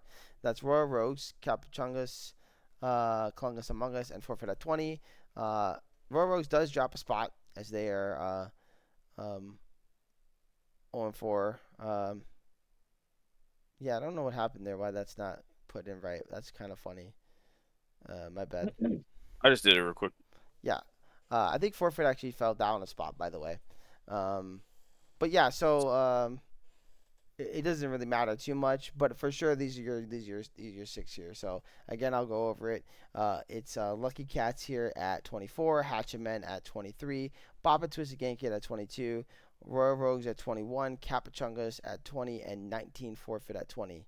And the reason why Forfeit at 20 dropped, which I know they did, and you can show me the next 6, is because Ninja Turts, who I have, above them, and TLT and Five Big Booms are these are my reasonings. Five Big Booms, they have beat Forfeit at 20, right? TLT 2-2 have a chance had maybe a little hopes for the playoffs sitting here, and so they went up 5 spots, and then Five Big Booms dropping 2 spots, yes, but they still had shown a little more in the Forfeit in that aspect. And the Ninja Turtles, man, I just think it's the best 0-4 team we've ever seen. I don't think there's a doubt in my mind, and I'm not afraid to say that. This poor team. I'm sorry, Ninja Turtles. You will be sadly remembered in a negative light for the positive things that you tried to accomplish. Then we have UAFS up next here, dropping a spot. Cal Poly moving up 2, and Scorch dropping down 2 spots after their loss to Froggy Style. Do you have anything about these 6 here? No, I think I think it's pretty accurate. Okay, CLT is not gonna argue. I always try to get CLT to argue. Maybe I should start doing that like what they do on those talk shows. I mean, if you really want to go fishing for one, like I think the Ninja Turtles 5 Big Booms could definitely put up a fight against the 3 teams above it, but record wise, like I feel like those 2 teams have had the most competitive losses of any of the teams this split. Sure, but UAFS, Cal Poly, and Scorch are all 2-2, so. Yeah. I mean, you want a discussion. Like Well, yeah, now I'm throwing it back at you. That's how the I works. agree with the rankings, but I think eye test wise, these teams are much closer than their record show. You heard it. You've heard it here first, folks. Ninja Turtles is a top 12 team. CLT said. I mean, It's not blasphemy to say Ninja Turtles would make it into playoffs from a different group. So, like they're on par with the Scorch, with the Cal Polys, or even some of the 3 seeds. Like they would put up a fight against for sure. Yeah. Well, let's dive into that then, and let's look at the next 6 teams, which are, I think, all currently in the playoffs at the moment, for the most part, with the exception of a couple teams here. So yeah, we have Vancouver sitting at the. So Vancouver would be one of them. Vancouver sitting at the 12, Solus at the 11, Hidden Leaf at the 10, Small Brains at the 9, Vibe Check at the 8, probably the most surprising, and Froggy Style at the 7.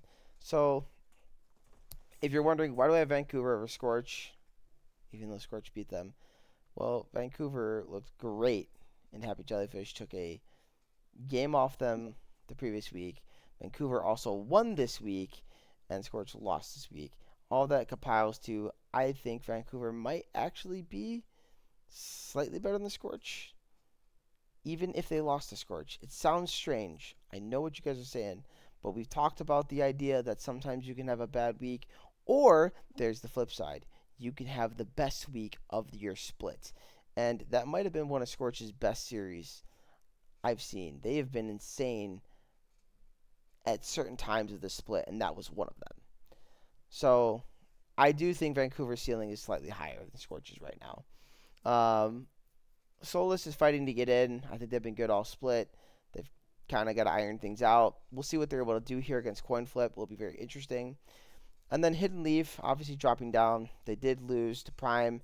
The reason why I have Small Brains over Prime, over Hidden Leaf, is just the simple fact that Small Brains did take a game off Prime. Hidden Leaf did not. And as far as the teams that they've beaten, both of them for that matter, they're all below like the top 18. So how much you want to put into that, I don't know. You could even make an argument for both teams to actually be lower on this list based on that information. But both the times they've won, they've looked excellent.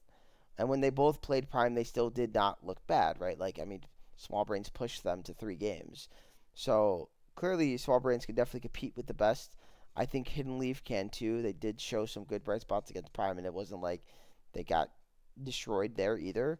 So we'll find out who's better here in week 5, but that's where they're at. And then Vibe Check and Froggy.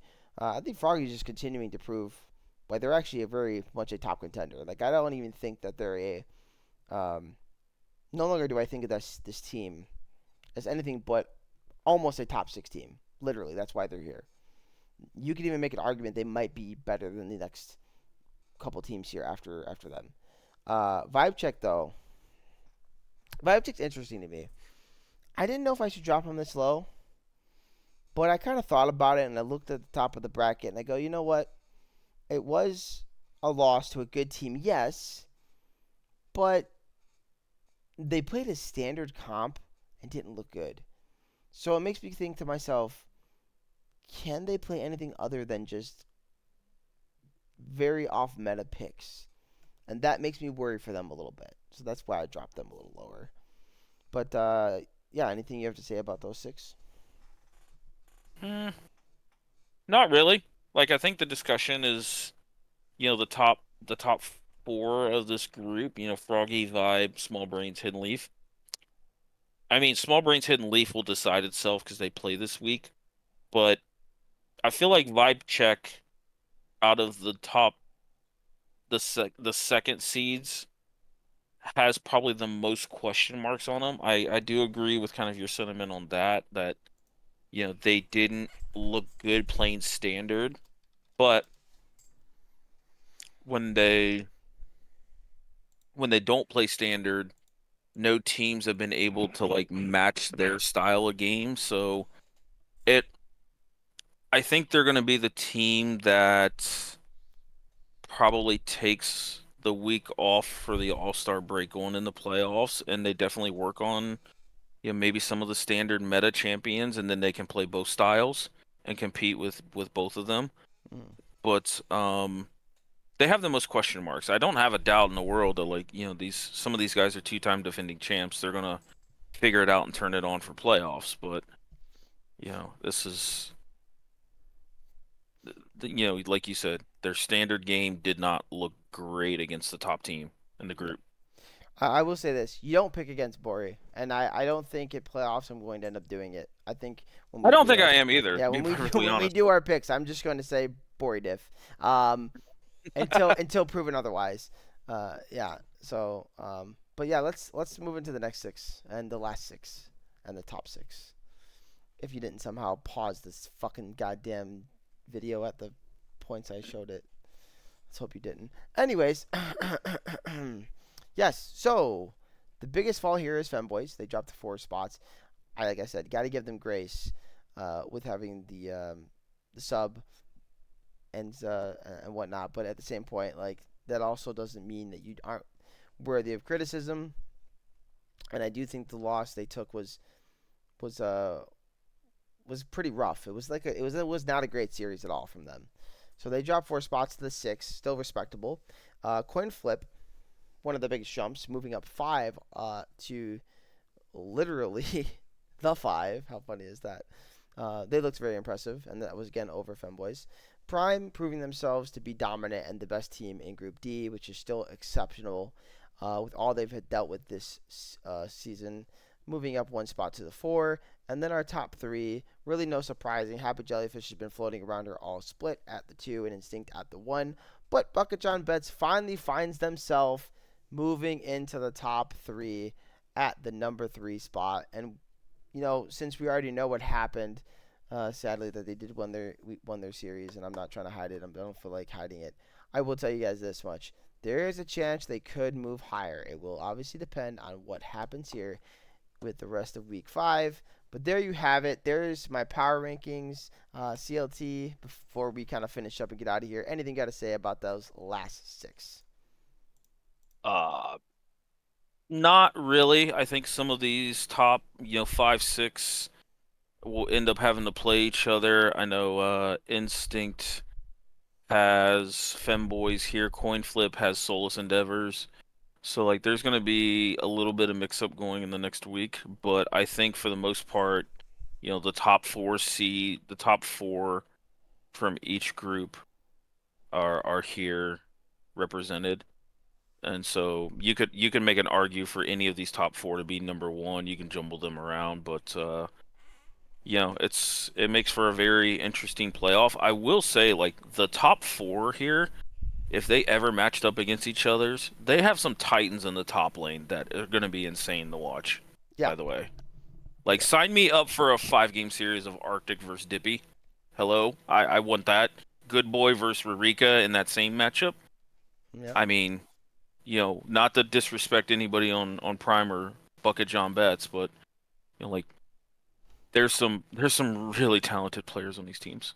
Yeah. I mean, and Bucket John Betts. I mean, Mashire versus Big B, Mashire versus Oh yeah, Eclipse. I mean, there's some fun ones, man. yeah. It's gonna be a really really fun playoffs.